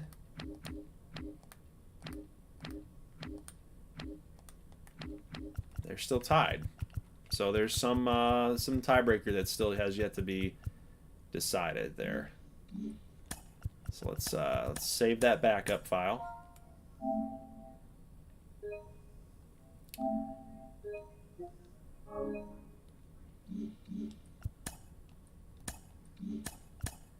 And let's do let's see if Orlando wins. Yep. And then Miami wins. Nope.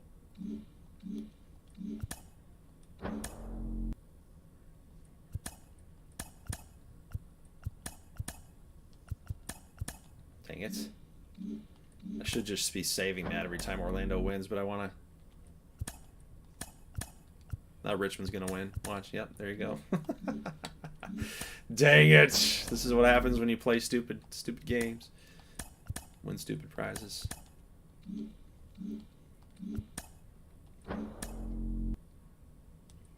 In this little practice run, we need Orlando to win. There we go. So let's just save that. Let's save that up. The game is against you.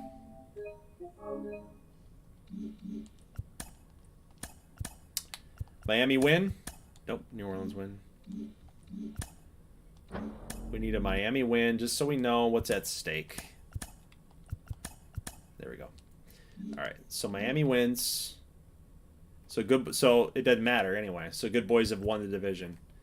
Even if they lost, and the Moonshots did what they needed to do, Good Boys still win the division with the tiebreaker. But Sun Sox are in, like I said, after that win tonight. So really, the AL Central doesn't matter no matter what happens, and the NL East doesn't matter no matter what happens. The only thing that we got to figure out is the game 162 between Nuggets and Cyclones, which again we'll do that right here right now. I think that's the next game I want to get to. Let's just do that right here right now. We'll have one more game tonight, and we'll get that thing figured out, because again, if the Cyclones get a win tonight, they've clinched it no matter what, right? Nuggets get a win here tonight. They force this tie, which I guess I got to advance the day anyway to figure out, does it matter? You know, would the Nuggets get in? So the Nuggets do get in. That's the tiebreaker right there. So that does matter. This game 162 does matter.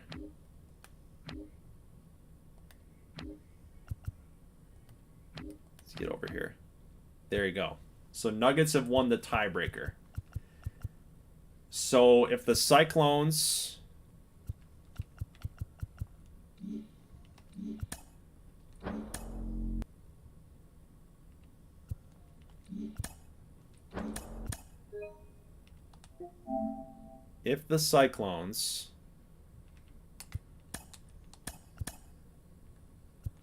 get a win right here, Slater against Salsa.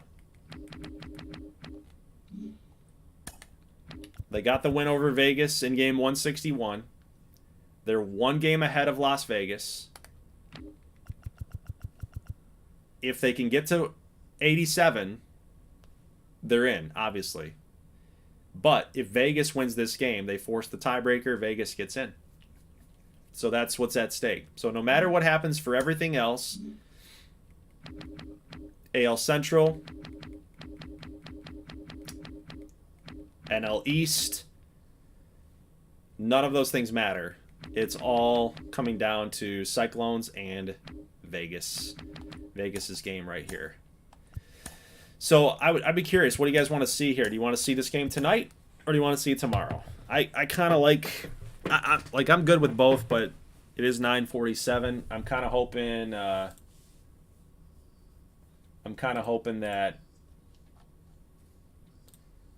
I can actually go live on Underdog tonight. It might only take a couple like 40 minutes. 40 minutes. We do have 10 people here. That's kind of a lot. So maybe we just do go live. Let's do it. Let's do it. We got Tony, Salsa, Connor, Slater. Let's just make sure that the lineups are set. And it's only one more game, and we can then preview the playoffs and get that ready to go. So hey, here's the question. Do you go with Tony Salsa? 35 home runs. This dude gives up a ton of home runs, dude. That's a lot of bombs. That's a lot of bombs. Here's the thing. Nova, this is his guy. Tony Salsa is his guy. He's 22 years old. Or do you go with the 20-game winner in Boyd Rush? I mean, you acquired this guy. You acquired him from Houston to be a rock-solid contributor in that rotation. 20-game winner, man. 20-game winner. I want to see, is he up for the award? The Best Pitcher Award. Do you actually leave that? Like, this is a game you absolutely have to have. do you start the other guy? He's not even on the list. Wow, 20. MLB The Show, they love their winners. 20-game winner, he's not on the list. It must be because of that ERA. Maybe not, though. He has like a 3.5 ERA. I guess it's the combination of wins and strikeouts. Interesting. Let's see. Oh, Benny Blanco was third, and wow. Trey Mashburn hit 50 bombs. God. 50 homers. Stoitz, 39 homers. Look at this. It's been a Mazza Stoitz battle for MVP every season. Crazy. What about Rookie of the Year? Jordan Van, Justy Jeffrey, Dion Bryant, Riker Strizak, Grant Warlock. Interesting. Okay, well, I mean, hey, like I said, I don't know what you want to do, but Rush, I'm not taking it personal. This is Nova. Okay, all right, we'll go with Boyd Rush here. Let's see if the lineup makes sense. You got Katz, Chris, De La Cruz, Dugan, Thacker, Aiken, Smudge, Yamashita, Joe Warren, Jernigan, Benitez, Stacy. Stacy's on the bench. Sly-Fi Kelly on the bench. Okay. I like it. Let's swap Rush out in a minute here. I want to see what the Cyclones look like. Make sure that they're set. You got Connor Slater on the mound. He's the 90 overall guy, so I'm not gonna change that. You got Catfish, Franks, Karev, Leroy. Looks like they are. Ooh, Pedro Manuel. What is this guy? Ken Jordan. He cannot play shortstop. What is this? Clayton can play shortstop. I'm gonna do what's best for them, and I'm gonna make this switch. So I'm going to make the switch in their lineup there. Not because I want to favor... I'm not trying to favor those guys, but I just feel like that's not in their best interest to do that. So Clayton should be the shortstop. And then third base should be Jordan. And then we'll just make that switch right there. Okay, so that was right-handed lineup, right? Slater and Rush. Here we go. Here we go, guys. We are ready to rock and roll. We'll do hybrid, quick counts, clear skies. Ready to go, guys. Let's do it. Let's do it. So here's, again, the situation here. Nuggets win, and they're in because of the tiebreaker. Cyclones win, and they're in. And there you go. It is the game of the week, and it's appropriate for that designation. Nuggets and Cyclones. Here we go. Now, this is an introduction. Dang it. This is an introduction. We didn't get that with the Sun Sox and Good Boys for whatever reason. All right, everybody knows the situation here. The left fielder, number 31. Let's do it up. Coop says I would love to see some underdog. Yeah, let's do it, man. Be working on the Goblin.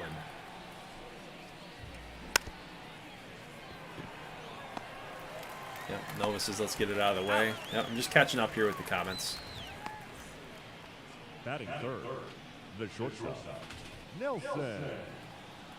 So how different would it have been if they kept Tyron Rex? Ball. Honestly, I don't see much of a change for Las Vegas. The thing is that guy was going to be a cancer. Like, he wanted out. And it's kind of funny because Houston didn't even make it. You know, the team that he wanted to go to didn't end up making the postseason anyway. Nuggets have a chance to do that. They might have even gotten a little bit better, to be honest. Getting Stacy and Katz, and then they got Boyd Rush in here, right? That's a lot of walks, though. 160 Ks, 98 walks, but a 20-game winner. Leading off, For the He's Cyclones, pitched for some good the teams. center fielder, Brandon Catfish. Deep drive to the left off the bat of Catfish, but that's going to be caught out there by Crosley Katz. Way to run it down. Batting second, the designated Of course, hitter, the Cyclones, and I think it was it, I'm trying to remember our past GGBL champs. Was it season 4? I think it was season 4.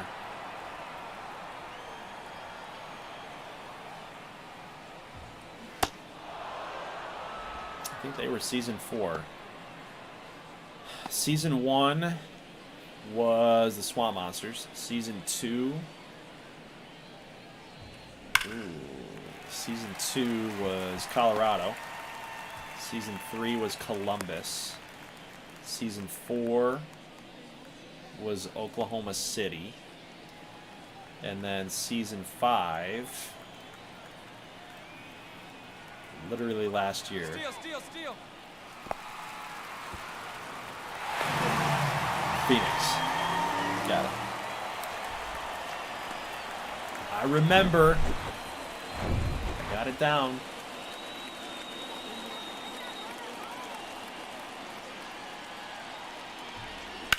That's a base hit up the middle. Braden Leroy, and there we go.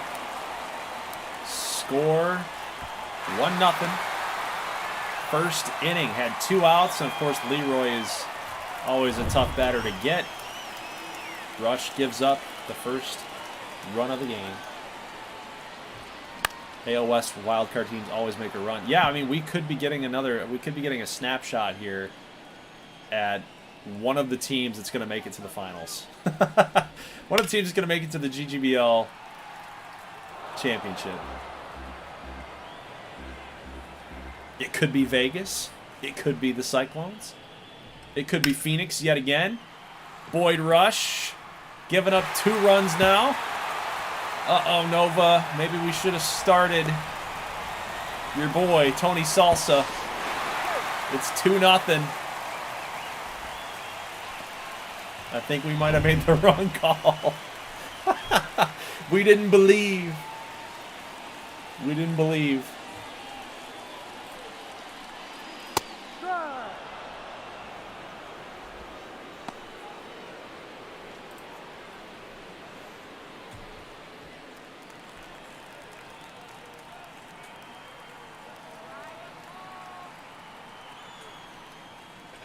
Got to find a way to get this last strike, man. Get a strike out here.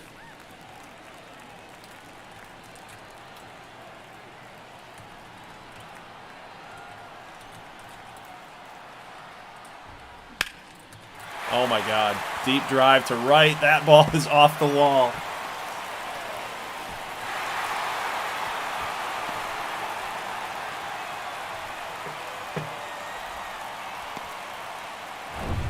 Three to nothing in the first inning. Not good.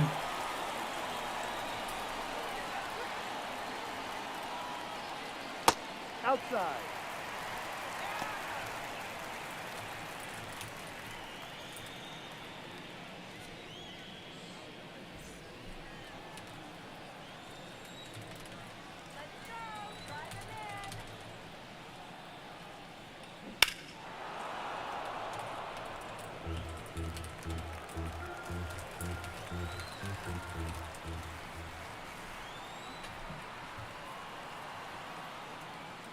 Missed. Take your base.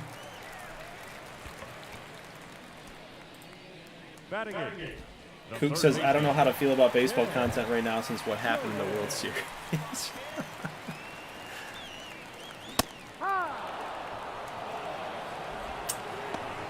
Yeah, I mean, I would feel kind of the same way if my team got there and lost. It'd be kind of sour. 1-2 pitch, ground ball here. Got to make a little flip to second. There you go. But damage has been done. It is 3-0, and they almost batted through the entire lineup here leading off for the Cyclones. Cyclones just come through in game, man. They're a gameplay style of team. They're tough to beat in gameplay. 2-1. For whatever reason, I don't know. Reminds me of when Spencer Clark got rocked by OKC in an elimination game. Yeah, it's just they're just tough, man. I don't know why, but that's the way it works. Some teams are like that. Richmond's on the other end of that, you know. They're just not good in gameplay. They'll do well in sim, but they won't do well in gameplay. I just don't know what it is. I haven't cracked the code. There have been 1,126 teams who overcame a 0-3 deficit in the first inning. That's a ball. 2-2. I don't even know what to do with that. Oh, there you go. The percentage. Okay. That's yep. That makes it make more sense. Oh, Clayton, we put you at shortstop today. We put you at shortstop. We thought that we were making a good move.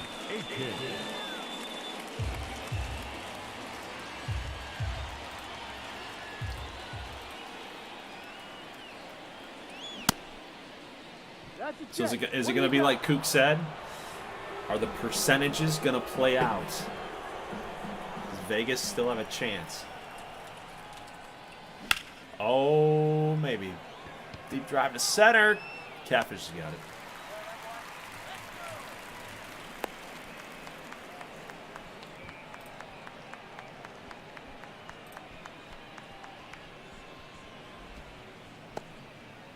Batting seventh, the center fielder, number 16. All right, here's the smudge. I'm not sure how he is related to Connor out there in San Diego. 2 balls, 2 strikes. This is one of Chinbeard's players. Yep, got him. 100 miles an hour.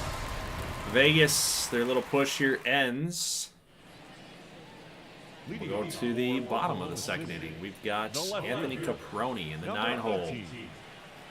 Maybe Boyd Rush can settle this thing down and figure out their attack, their approach here. 1 ball, 2 strikes.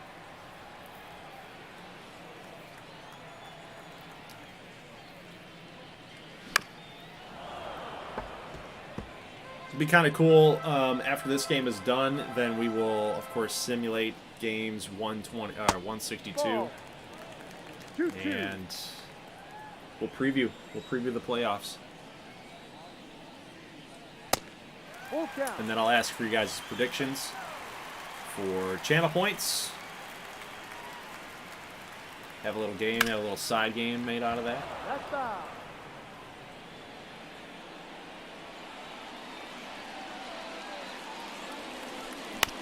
You know, the Cyclones didn't even really give us a chance to run channel points for like a question here for for who's going to win the game. What do you got? Caproni's going to strike out, so Rush does get second strikeout of the game. Little K there at the bottom of the second. First batter faced. Oh, catfish! We do not see that very often. Brandon Catfish with the no-doubter.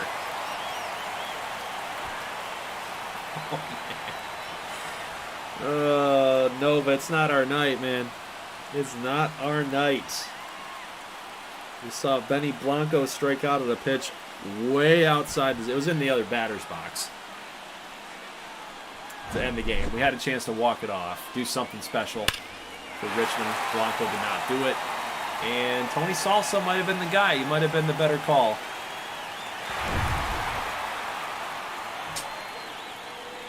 So, Kook, how about the numbers here? 4-0 deficit in the second inning. How about that?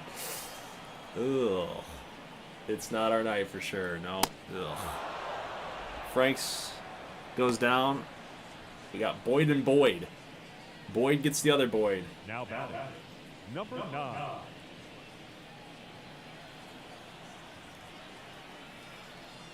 20-game winner, Boyd Rush, struggling here tonight.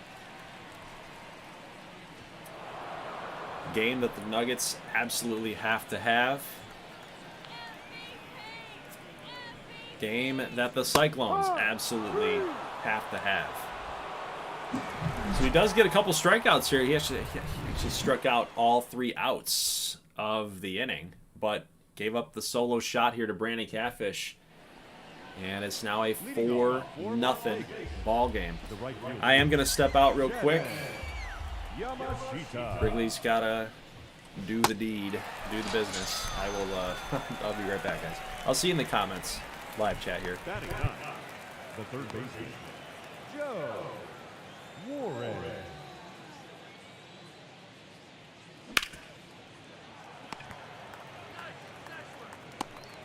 Out. Now batting, number 31.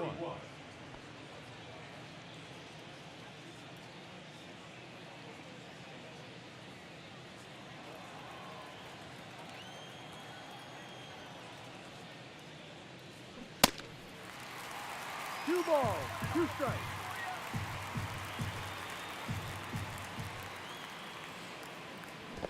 Full count.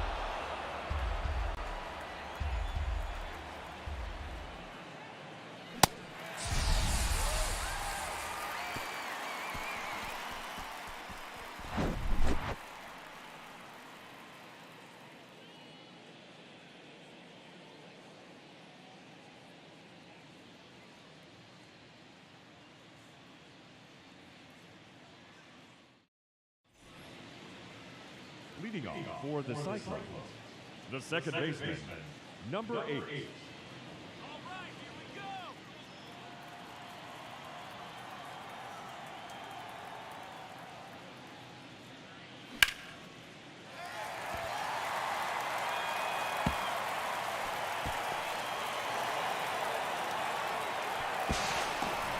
in there. Hey.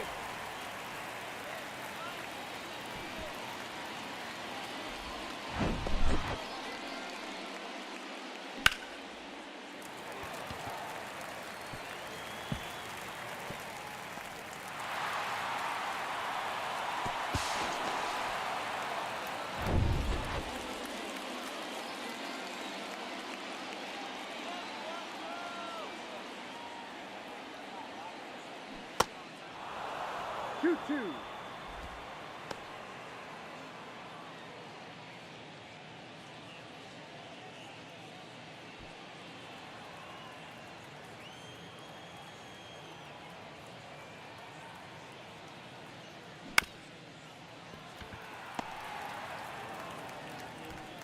He's in there. Now batting, shortstop, DeAndre Clayton.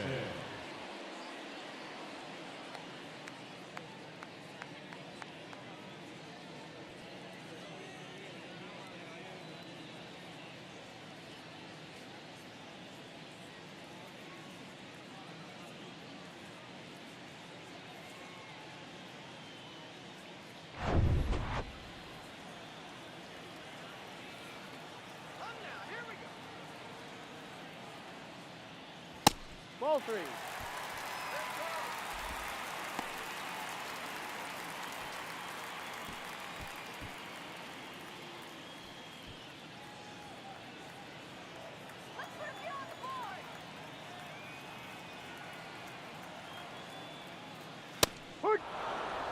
Full count.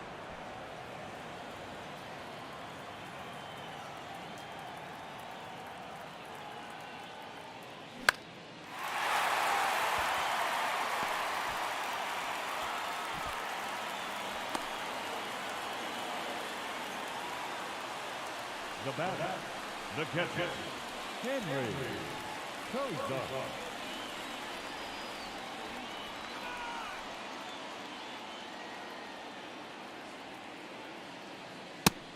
Ball 2.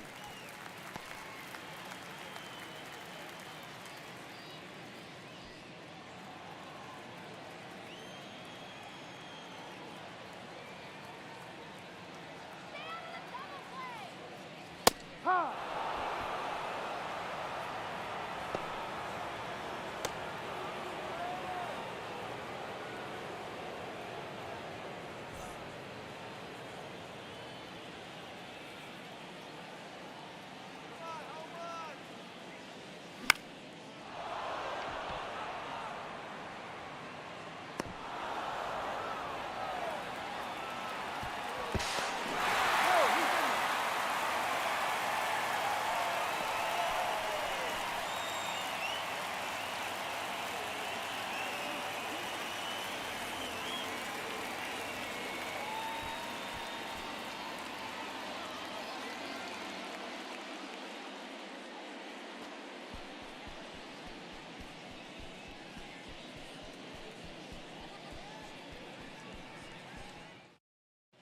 Attention, please.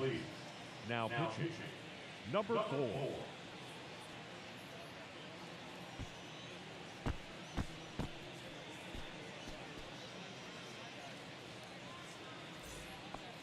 Now batting, the third baseman, Kenneth Jordan.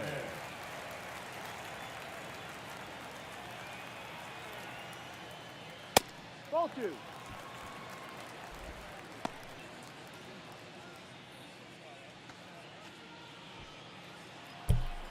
Oh man, I come back and I see this. We might be getting into mercy territory again. Good thing though, with as much blowout, as we're getting in these games, Full count. it at least sets the clear picture. We don't need to get into the stream tomorrow, none of that stuff. We can just get it all taken care of, and we know Fly rules in effect. what we're dealing with as we head into the postseason. So, at this point, I'm kind of rooting for. Now batting. I'd be fine either way. Like, I'd be fine with a Vegas comeback. That'd be amazing. But I'd also be okay with OKC just continuing to pile it on. That way we do get to the mercy rule.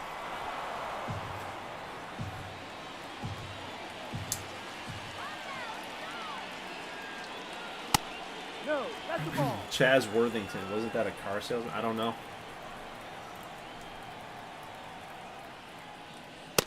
Full count.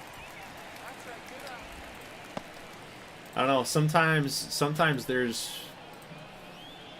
player names that they're so obscure from TV shows or stuff like that I don't even know. Sometimes you sneak them in there. Now batting. Other people might know what they are, and I'm sitting here announcing it like Catch this. as if I do know. And I don't. Nova says, I think it's over. Yeah, I do too. It's probably, well, hey, I don't know. Catfish strikes out looking. Worthington shuts it down. Leading off. So, let's wait it out. Let's get to, the fifth. Number 28. Let's get to the fifth or the sixth inning. Obviously, it depends on what Vegas is going to do here in the fourth. But, Kook might even be able to tell us too. Run some of those numbers. If it's less than 3% or something, 3% chance that they can get a win, then maybe that's when we sim. Something like that. Ball. 2 balls, 1 strike. Now they're down to 5.45. 2 balls, 2 strikes.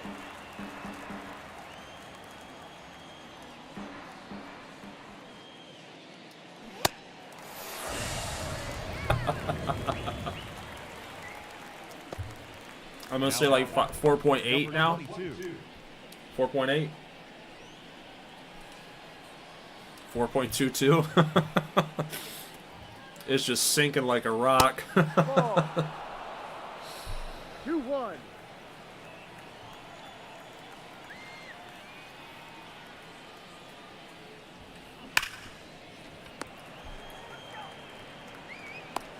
Yeah. He's out. Now we got to be down to 3.6.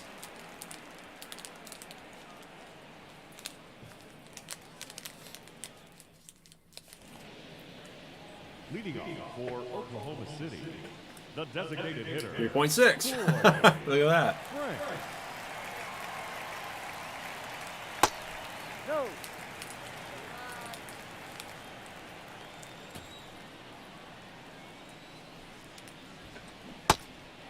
Two.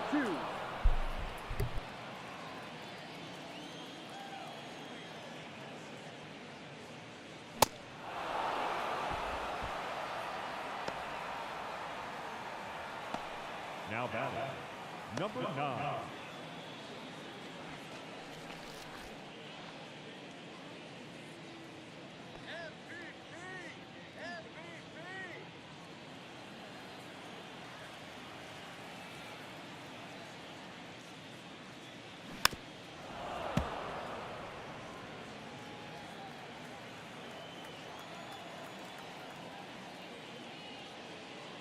Ball 4, first base.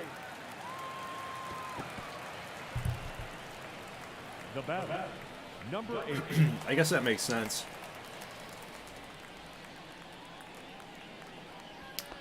4.58 swings back up because they're starting to get outs. It's considering that they've scored 5 runs in 3 innings and they're on pace to trend to keep scoring runs. Makes sense. 2-2 ground ball here. Double play. Good turn. Good turn. That should probably vault it back up to like what, 6.3.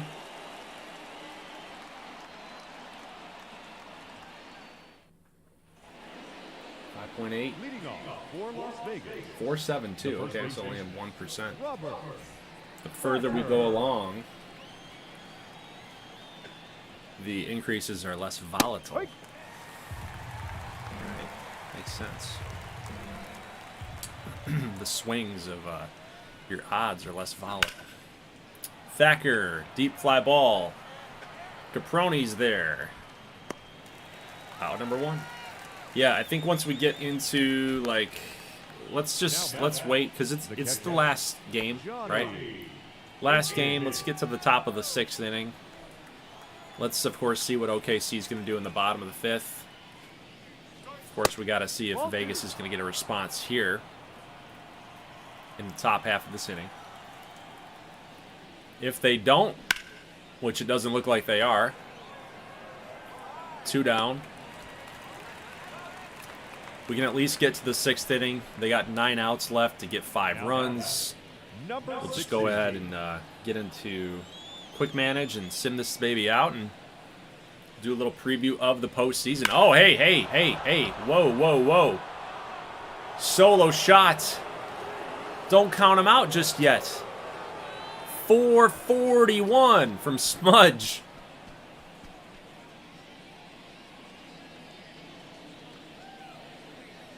I mean, that was a blast. This could be the start. It could be.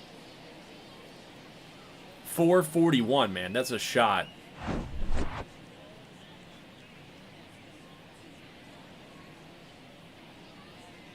Hands to the ball. Boosh. Goodbye. Only 2% swing on that. Oh! There it is! There it is! It's the start of the comeback.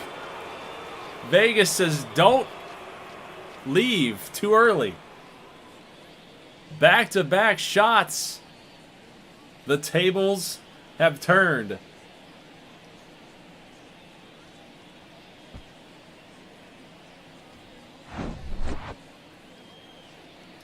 Ooh, high and inside fastball, too. Yamashita was all over it.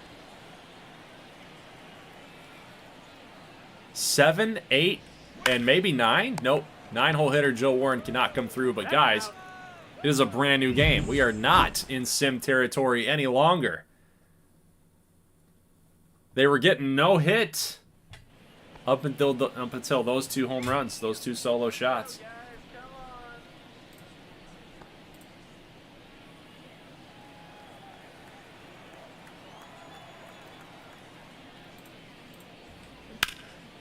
Ground ball to De La Cruz. Hard throw over to first and almost pulled Thacker off the bag, but they did get the out there. The shortstop, DeAndre Clayton.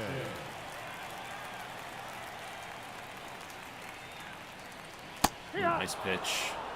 Worthington's come on and done a job. Rush did not really put Vegas in a good situation here. Maybe Salsa was the guy. Yeah, no problem, Kook. I just think it's nice. It's cool when you do that. You know, if you don't, you don't. It's no big deal. But it does add to the content here. Puts things into perspective. And, you know, with all of the quick counts and stuff and the hybrid presentation, like, things are moving really quick, so it is kind of hard run a bunch of numbers just for them to you know, for the action to completely shift things around all the time. So appreciate it. All right, so Slater's day is done. They're gonna go to Luis Valenzuela, 15-5. Luis. More walks than strikeouts. So this is interesting, to say the least. They're gonna throw this left-handed arm out here against these right-handers for Vegas. For Vegas, we've got, I guess we can't see right now, but for Vegas, we've got Chris, who is, I believe he is a switch hitter. Could be wrong. But then we've got De La Cruz and Dugan and Thacker. All these guys are right-handed hitters. So it is a little interesting. And they do have people up in the pen, but I guess they want to see. They just want to play with it and see if he's going to bridge them to the 7th inning. But we do get a base hit here. No surprise. Krausley Katz is a good hitter. That is a leadoff single. And, no, so Chris is a left-handed pure hitter. So maybe they get the double play. That's what it looks like they're going to shoot for here. But you got to be thinking strikeout. Chris is not the best contact hitter. Oh, he took that one. Wanted to offer at it, too. It looked like he was going to swing at that. So 2-2 pitch. Looking for the slider yet again. Slider. Oh, no, four-seamer. Not bad. Looking at the grip here. Let's see what he's got. Yeah, it looks like a slider grip. We'll see. 3-2. Yep, there it is. So slider grip. He does toss it high and inside. So that's a walk. And down by 3 runs. This is the batter you want to head up there against a lefty. 2-1 here to Nelson De La Cruz. Another slider that's going to miss. And now a walk is going to send up Dugan and then Thacker. So that's the minimum. Those guys are coming up. Unless you get a double play here at some point. But he tosses the slider again and he misses. Not even close. And you got bases loaded here. They'll take him out. It was a 3-batter appearance. That's how many that he had to face anyway with the requirement. And now you're going to get Alfredo Silva across 111 innings. He's got over a 5 ERA. And now he's got to go up against Alexander Dugan. 282 at home. 239 on the road. So, of course, not a good situation for the Cyclones. Dugan loves to hit at home. They're on the road. What's going to break here? Not a good spot, though. Bases loaded with nobody out. Dugan's got some power. Dugan, ground ball. Oh, they're going to turn the double play. Oh, they almost overthrew it. But the run does score.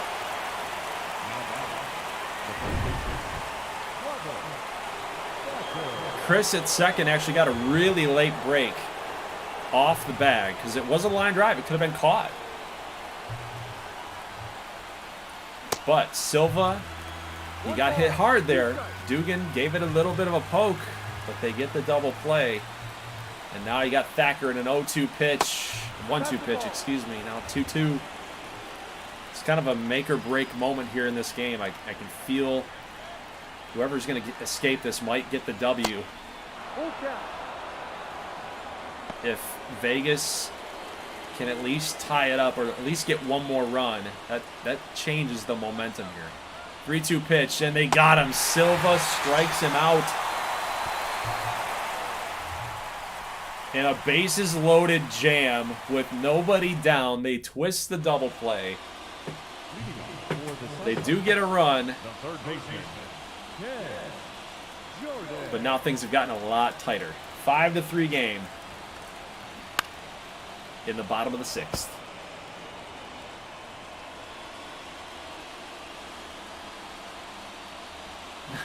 Nova. For someone who hates analytics in real life, I went with the analytics choosing Rush since he has more wins and he gives up less homers. I mean, hindsight's 20/20, you know. If we went with Salsa and we know that he gives up a ton of homers, OKC has a ton of guys that can hit home runs, you know. It's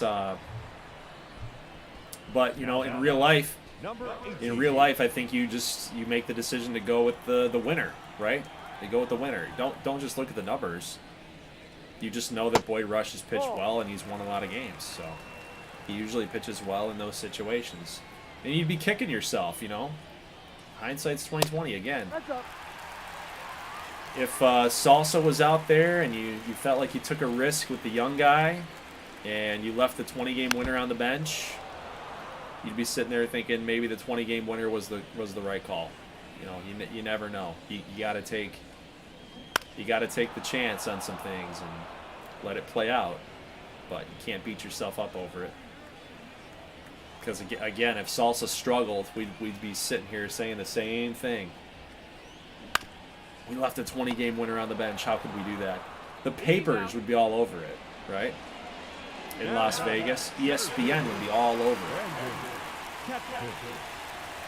Cannot believe Stephen A. Smith. I cannot believe they let the 20-game winner sit on the bench. 2 balls. Mad Dog Russo. Ball. Man, screw Stephen A.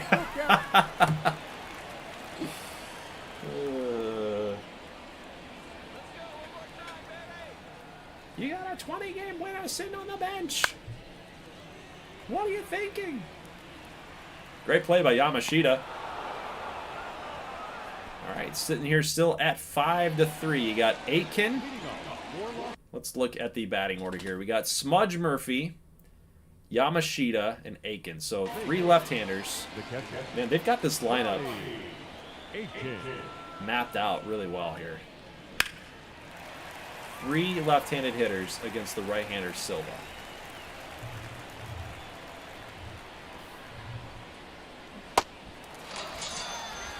Silva wins that battle. Gets the changeup. Now batting, number 16. Smudge is already 1 for 2. He's got the solo home run. Vegas has been chipping away 1 run at a time. Gonna go back to that bases loaded situation. Nobody down. That's probably the worst thing you could possibly do in that situation. That hit him. Is ground out to a double play. Now So Smudge does get hit by the pitch. You're going to say it was no swing. Now you get Yamashita. Whoa. 94 right down Broadway. That's when you got to rip into the seats or in the gap somewhere. 1-2. There you go. Deep drive to left field. Can it stay fair? It will stay fair. Here comes Smudge, rounding second, heading for third. He'll slide in safely. It is a 1-out double for Yamashita, number 40 on the season. Vegas ain't done yet. Stayed back, boom. Take it the other way. Beautiful thing. It's going to be up to number 9 hole hitter, Joe Warren. Oh, hard hit baseball there. Curveball, I mean, that's the right approach. Take it the other way. The 1-2 pitch. Silva has gotten some big strikeouts here. Namely, the one I'm thinking about was last inning. He's got Warren in a 2-2. None would be bigger than this spot right here. 2-2. Foul. He's probably trying to set him up for that breaking ball. I would bet. Yup, breaking ball. That's a ground ball to Braden Leroy, but again, chipping away are the Nuggets. It's going to score another run. Warren does a job. A job.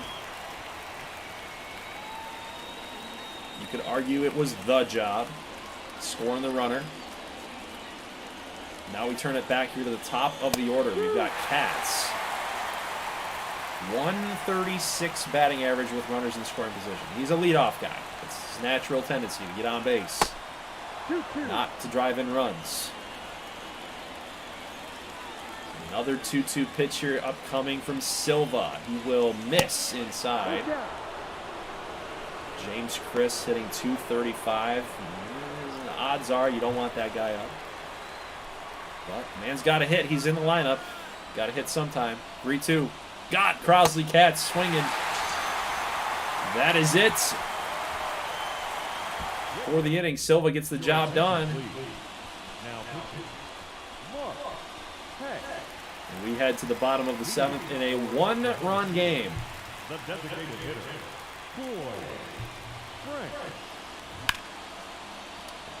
Crazy. We thought about possibly simming this game. Mercy rule.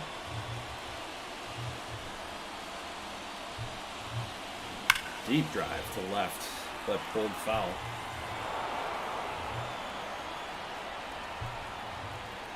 Two-two. Missed on a curve. Full count. You're going to get Karev and Leroy. Next in this inning, four-seamer. Oof. He's a little off the plate, too. Franks must have been looking for something else.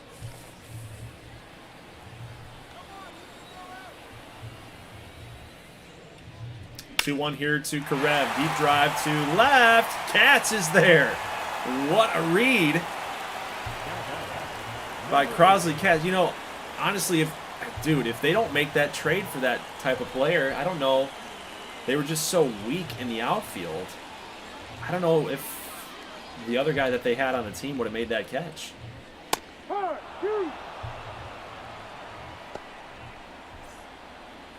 Speedy outfielder, good range. Ball. It's an awesome job by Katz.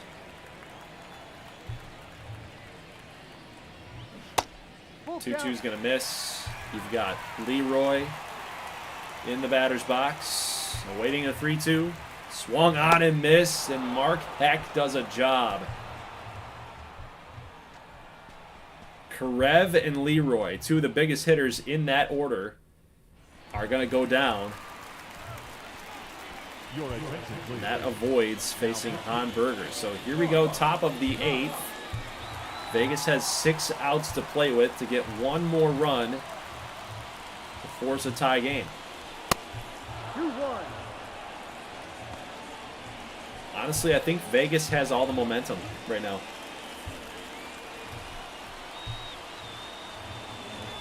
They've had a lot of things go right for them in the last couple of innings. I think they got the momentum. Even though they're losing, I think OKC's back on their heels because they know a win for them, they're in. A win for Vegas, and they're in. Even though they're one game back in record. Vegas is. They're one game back in record. If they win the tiebreaker over Oklahoma City.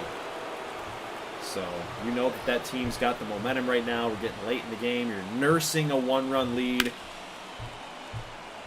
I don't know if you have I just don't know if you have a ton of confidence, you know? Like, yeah, we have a lead. That should be enough to give you all the confidence that you need.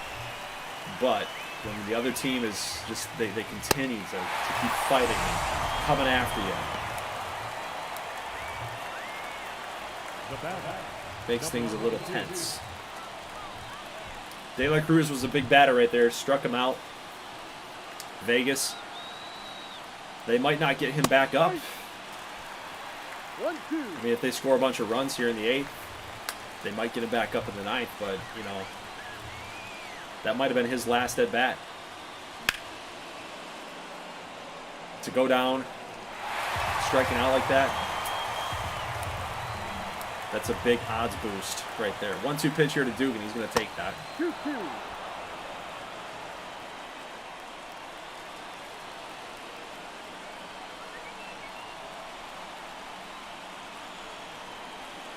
Another pitch outside.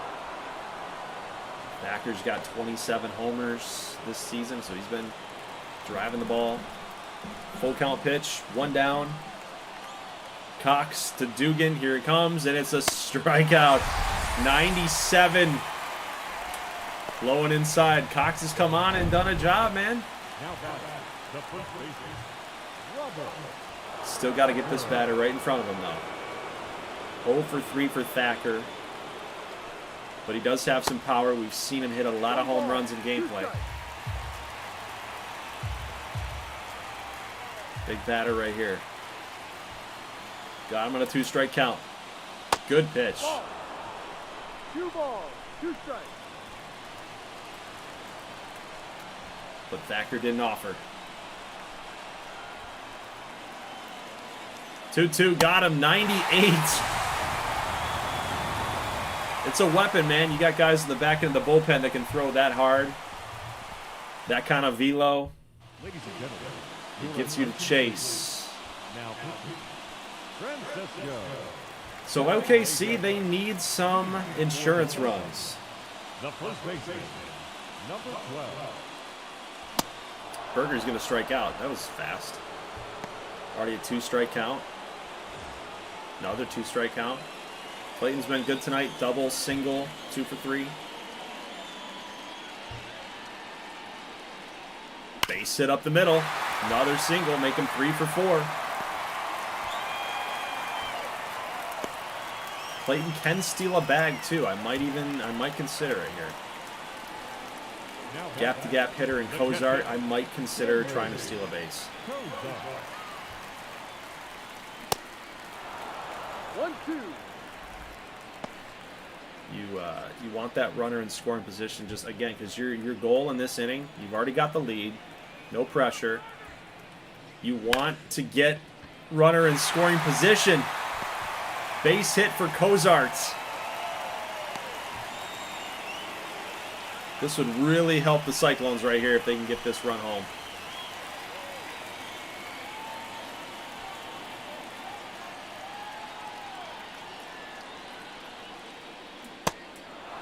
Remember, Ken Jordan was actually on the bench here today for another CPU guy that I hadn't even heard of.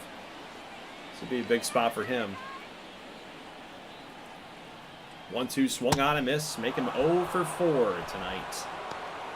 That was a big out here for Vegas. Now it's going to be up to Anthony Caproni. He's already 0 for 2 today. This is one of Sports Gaming Josh's guys. Gallegos got him in a 2-2. Got him. Cut fastball. Striking him out. Vegas down to their last 3 outs, and they got to get it against Brian David. 0-5 on the year. 6 blown saves. 51 Ks to 20 walks. You know, back in the Gold Series, he was pretty automatic. It was kind of funny because I'd never heard of him before, and yet, you know, he's out there just shutting people down. And he's actually been a revelation. Brian David, 47 saves. 3rd place in the AL this year. So final 3 outs here for the Nuggets. Ground ball to Leroy. Makes the play at first. Out number 1, OKC, as we said. The winner here of 2 straight games would clinch it for them. You know, and I go back to just that sim game in game 161. If Vegas had won that game, and then OKC won game 162, Vegas still would have gotten in. So we still wouldn't even have to have done game 162. Oh, base hit here. Almost took his head off. So I guess in reality, I think OKC, they got a little lucky there to get a win in simulation. You know, simulate that game 161, thinking that it didn't matter when it really did. It actually really did.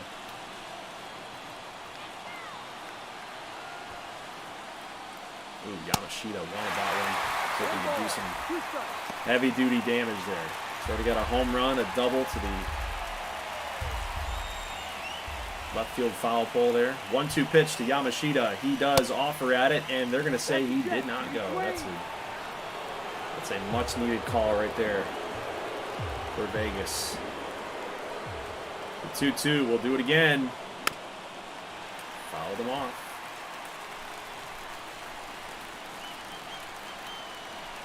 Vegas' season on the line here. 2-2. Foul.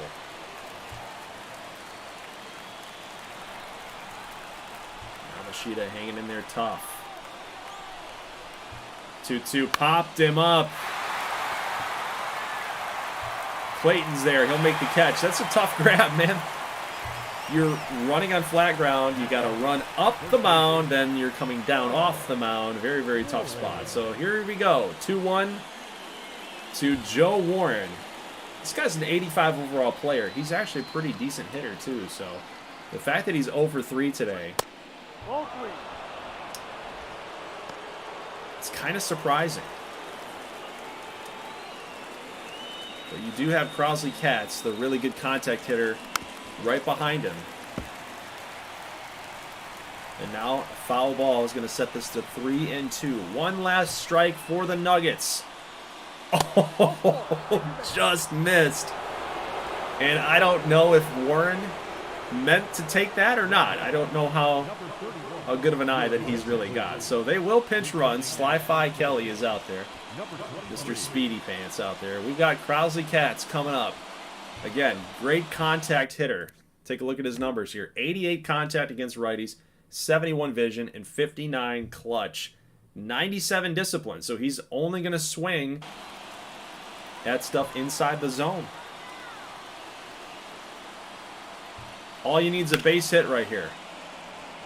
But Katz puts a charge into that one, but it's foul. And now they're down to their final strike yet again. Katz takes the sweeping curve. Whew. That's that 97 vision for you. Or discipline, I should say. 2-2. Again. Four-seamer's going to miss. And oh no, again. Wasn't it back in GGBL 21 or something? Or was it in this series here? I think Vegas needed James Chris to come through at some point, and he didn't do it. But a 3-2 pitch, they popped him up, and the game is over. Cyclones have clinched the playoffs yet again. Vegas has been eliminated, and that is it. That will do it. The GGBL Season 6 has been completed, everybody. We know what the playoffs look like now. And let's go ahead and take a look at that postseason bracket. So congratulations to the Cyclones for clinching the postseason. Again, a win, and they were in. A win, and Vegas was in. Game 162 could only bring you so much drama. Boyd Rush, 2 1/3 innings pitched. He just was not on his game. 8 hits, 5 earned runs. Really set this team back. 4 runs. You should be able to win a game with 4 runs, especially when you're tossing out your 20-game winner like Boyd Rush. But he just didn't have it. He just didn't have it. But hindsight is 20/20. You know, if you had started Tony Salsa, you're going to be sitting there and he pitched poorly. You would have been sitting there saying that Boyd Rush, the 20-game winner, would have been the right call. So, yeah, it is what it is. So we'll go ahead and simulate the final day of the season, and let's take a look at the playoff picture. Oof, Kansas City is your number 1 seed in the NL, and you've got Michigan as the number 1 seed in the AL. Phoenix number 2, San Diego number 2, and then in your wild card you've got Wisconsin and Washington, Columbus, Oklahoma City. So that's an interesting one because you do have 2 former champs facing off, Columbus and OKC. Another interesting factoid here is you've got the Swamp Monsters and Phoenix also in the postseason. Again, 2 former champs since this series began. So 4 of the last 5 GGBL champions are on the AL side in the postseason bracket. Wisconsin and Michigan, the only 2 teams that have never gotten there, have never won it. On the NL side, you've got Kansas City, like I said, Kansas City and San Diego, your number 1 and number 2 seeds. That would be a first for Kansas City, making the postseason in such a standing. I think that's actually their first time that they've made it, too. I want to see here. Let's see, like GM goals. Nope, they've made it. Excuse me. They've been to the wild card and they've been to the divisional round. So they've never made it past the divisional round. So that's interesting. Now, San Diego, I feel like they've been a number 2 seed before. Well, I mean, they lost in the divisional. They lost in the championship series. Yeah. I don't remember exactly. But Richmond's usually held on to that spot. They're now in the wild card. Miami's got to play in the wild card. So 3 teams in the NL East have made it. Miami, Orlando, and Richmond. This will be a good one, though. Richmond and Seattle. So both of those 2 teams, obviously there's a lot of rivalry within those two organizations. So it might be Seattle's time is kind of how I'm looking into that series. It might be Seattle's moment to finally find a way to knock off Richmond. They have been unable to do it.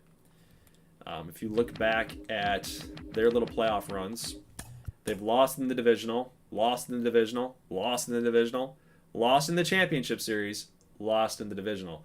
So, and a lot of that has come at the hand of Richmond.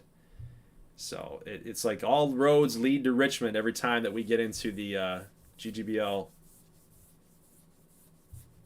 playoffs.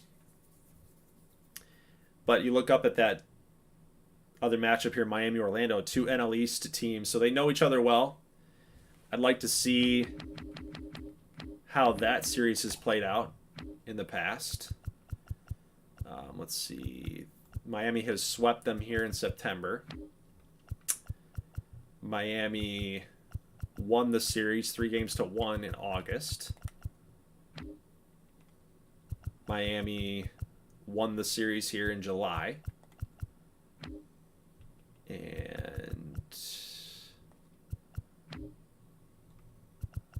yeah. Nothing else here with Miami. Nope, right here. So Sun Sox got swept by Miami. So it's kind of funny, isn't it? You got Orlando has beat up on Richmond, but Miami has beat up on Orlando. And Richmond, I think, has done a better job against the Moonshots. No, they lost that series. They've...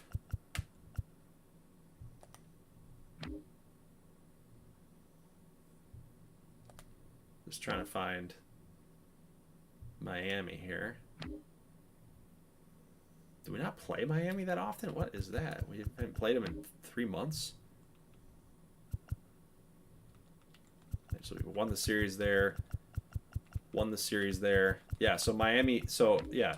So Richmond's beat up on Miami. Orlando's beat up on Richmond. But Miami's beat up on Orlando. So it's like this weird... All these teams are 500 when you put them all together. They're like 500 all together. It's funny. So there's your postseason, guys. There's your postseason. Let me know in the comment section, please. Even though you're here in the live stream, go right to that comment section and post your winners of each series. So I want you to do this right now. I don't want to do it division by division. I don't want to do it round by round. I want to do it right here, right now. So you can get credit for predicting the future. If you did it by round, then it's just, I don't know, it's not, maybe it's just not as impressive. I don't know. So who do you think is going to win the AL wildcard spot? Do you think it's going to be Wisconsin or Washington? They're going to play against Michigan. So then I'd want you to say who's going to play who's going to win that wildcard round, who's going to play Michigan, who's going to beat Michigan, or is Michigan going to advance? Right, so if you lay all that out inside of a comment, do your entire playoff bracket, tell me who gets to the Gold Series, and then who eventually wins the Gold Series. Here's your channel points up for grabs. So each wild card round that you get correct, so say you pick Miami, they beat Orlando, you pick Richmond, they beat Seattle, that's 100 points each. So each wild card round that you get correct, that'll be 100 points. Each divisional round that you get correct will be another 100 points. Championship round, if you get those correct, not the teams facing each other, because that's already figured out by predicting the winner of the divisional series. So if you guess the NLCS winner correctly and the ALCS winner correctly, that's 300 points. And then the Gold Series champion will be 500 channel points. So as you can see, if you found a way to get this whole thing correct, right, that's a lot of channel points that you could come grab in here. But if you really, like, from this point at this stage, you tell me who's going to make it to the gold, who's going to win the Gold Series from just looking at this bracket as it is, that's pretty impressive. So you got to get rewarded for that. Yeah, so I don't want it here in the live chat because I'm probably not going to check the live chat. Post it in the comment section, please, if you could. That way it's there, and that way it's just standing out to me. So that would be helpful for me and a time saver. So, okay, guys, that's it. That's all I got. We can check out awards real quick to see who won all these awards. Hans Brolo. Dude, I called it. Hans Brolo. I was like, dude, this might be the year he breaks out. Hans Brolo, 38 homers, 134, 301 batting average. That's kind of crazy. I mean, you got Trey Mashburn hitting 50 bombs, but he just didn't have the batting average. He had the RBIs. I mean, that's a lot of ribbies, but 134 ribbies, that's a ton. So Hans Brolo just killed it. Benny Blanco finishing in third for the NL. AL side, you get Kevin Stoitz yet again. This dude is a monster. He won it last year. He's won it so many times, man. Dalton Jett finishing in second. Mario Mazza. Think about that. He had 2 points better of a batting average, 1 less home run, 3 less RBIs, and he lost. So it must have been a really, really tight race. But you also had Mario Mazza hitting about 30 points better than both these guys. Same amount of home runs, 12 less ribbies. So it must have been a really close vote from top to bottom, 1 through 3 here. But congratulations yet again to Kevin Stoitz. Spencer Clark wins the Best Pitcher Award winner. Wins the Best Pitcher Award. He is the Best Pitcher Award winner. He won it. Yeah, so Rico Ramos won it last year. So we got 2 Phoenix Firebirds winning it back-to-back. Had 200 strikeouts, 1 more game won than Chris Peterson. Peterson had a better ERA. I don't know how they come up with this. I don't get it. What separated Clark from Peterson? Was it the quality starts? He had 20 quality starts in 33 games. Peterson had 22 quality starts. Was it the complete games or the shutouts? What was it? Complete games, 6. 4 shutouts for Spencer Clark. So, yeah, that was probably the factor right there. He just had more shutouts, more complete games. Amazing, amazing, amazing. Great job. Eli Edney wins it here for the Knights. Kicks Deals, Castaneda. Solid runner-ups there, but again, you look at that. Kicks Deals had a 2.66. Edney had a 3.39. Only a two more win pitcher. So I'm not really getting the numbers there. 3 complete games, 3 shutouts, 25 quality starts. 16 quality starts, no complete games or shutouts. I probably would be awarding it to Kicks Deals. That's just me. That's just me. Batting title goes to Daniel Lederman. Benny Rodriguez was really good this year. 48 doubles, 14 bombs, 19 stolen bags. Best OBP, best batting average that he's had in his young career. AL side, Riley Barr wins the batting title. So look at this. It's been dominated by the AL Central. Barr, Cruz, and Haas. All 3 guys coming from the AL Central the last 3 seasons. Reliever of the Year award, Reed Hoffman, Jimenez, and Parmalee. Gunnar Skarsgård, Patrick Rausch, and Adrian Cortez. 46 saves for Skarsgård, 1.8 ERA. He pitched really well. Rookie of the Year, Jordan Van, Minoso, Jeffrey, Bryant, Strizak, and Robert Horvath. And really, that's all I like to look at, guys. I don't like to do the Gold Glove stuff and Silver Slugger, it just kind of gets a little redundant. But there you go, guys. There's your bracket. Let me know in the comment section what your predictions are, and I will see you guys in the next one for that. So I don't know if we're going to do this all live streamed up. I think I'll just probably put together a video again for this. We'll do the wild card in one video. That way we can cut to some highlights and get through it. And then for the divisional round, we'll do the same thing. So again, format: play game 1. Wild card's a little different because it's the first to 2 wins at that point. So wild card's a little different. But when we get in the divisional round, it's play game 1, sim game 2. If it's tied 1-1 series, you got to break the tie through sim. That's just how it goes. Even if it's 2-2, you got to break the tie through sim. If it's an elimination game for any team, you got to play it. Got to play it out. So there's potential that you could get to game 5. You could get to the max amount of games here in the divisional. You could get to 7 games in the championship. Yeah, there's potential there that could happen. So that's kind of why I like to do the videos. That way we don't really have these huge long streams to get through. But if the situation presents itself where there's like a game 7 or something, then we'll go live and we'll do that, and we'll feed into the drama here for a night. But I want to get through the postseason as fast as possible. That way we can get to season 7 and get another year under our belts here. Really kind of shooting for 10 seasons, and then we'll kind of reassess how we're feeling about the league. Honestly, I still feel like there's a lot of support for it. I don't want to end it. You know, this is kind of my baby, but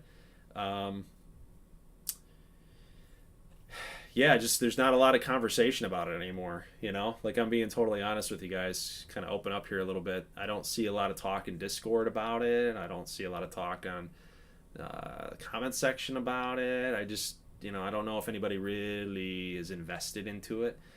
I mean, I'll keep doing it just for fun, but you know, it is a little bit discouraging, you know, just like you're just throwing things out into the ether and nobody cares. So it seems kind of pointless at the end of the day. But that's kind of where my head's at. I'm not, I don't want to get anybody thinking, everybody freaking out that I'm going to end it or whatever. I want to get to 10 seasons. I want to get to 10 seasons, and we'll kind of just reassess where we're at. You know, do people care? Do they not? We'll figure that out.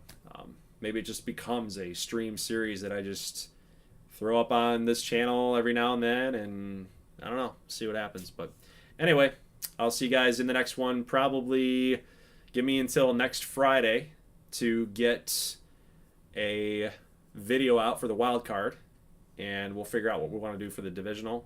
Probably get another video that I'll be able to post the following Friday. Divisional rounds just take a lot longer. There's more games, more potential for 5-game series at the max. But that's it, guys. Leave like the thing. I'll see you in the next one. As always, thank you so much for watching, and peace.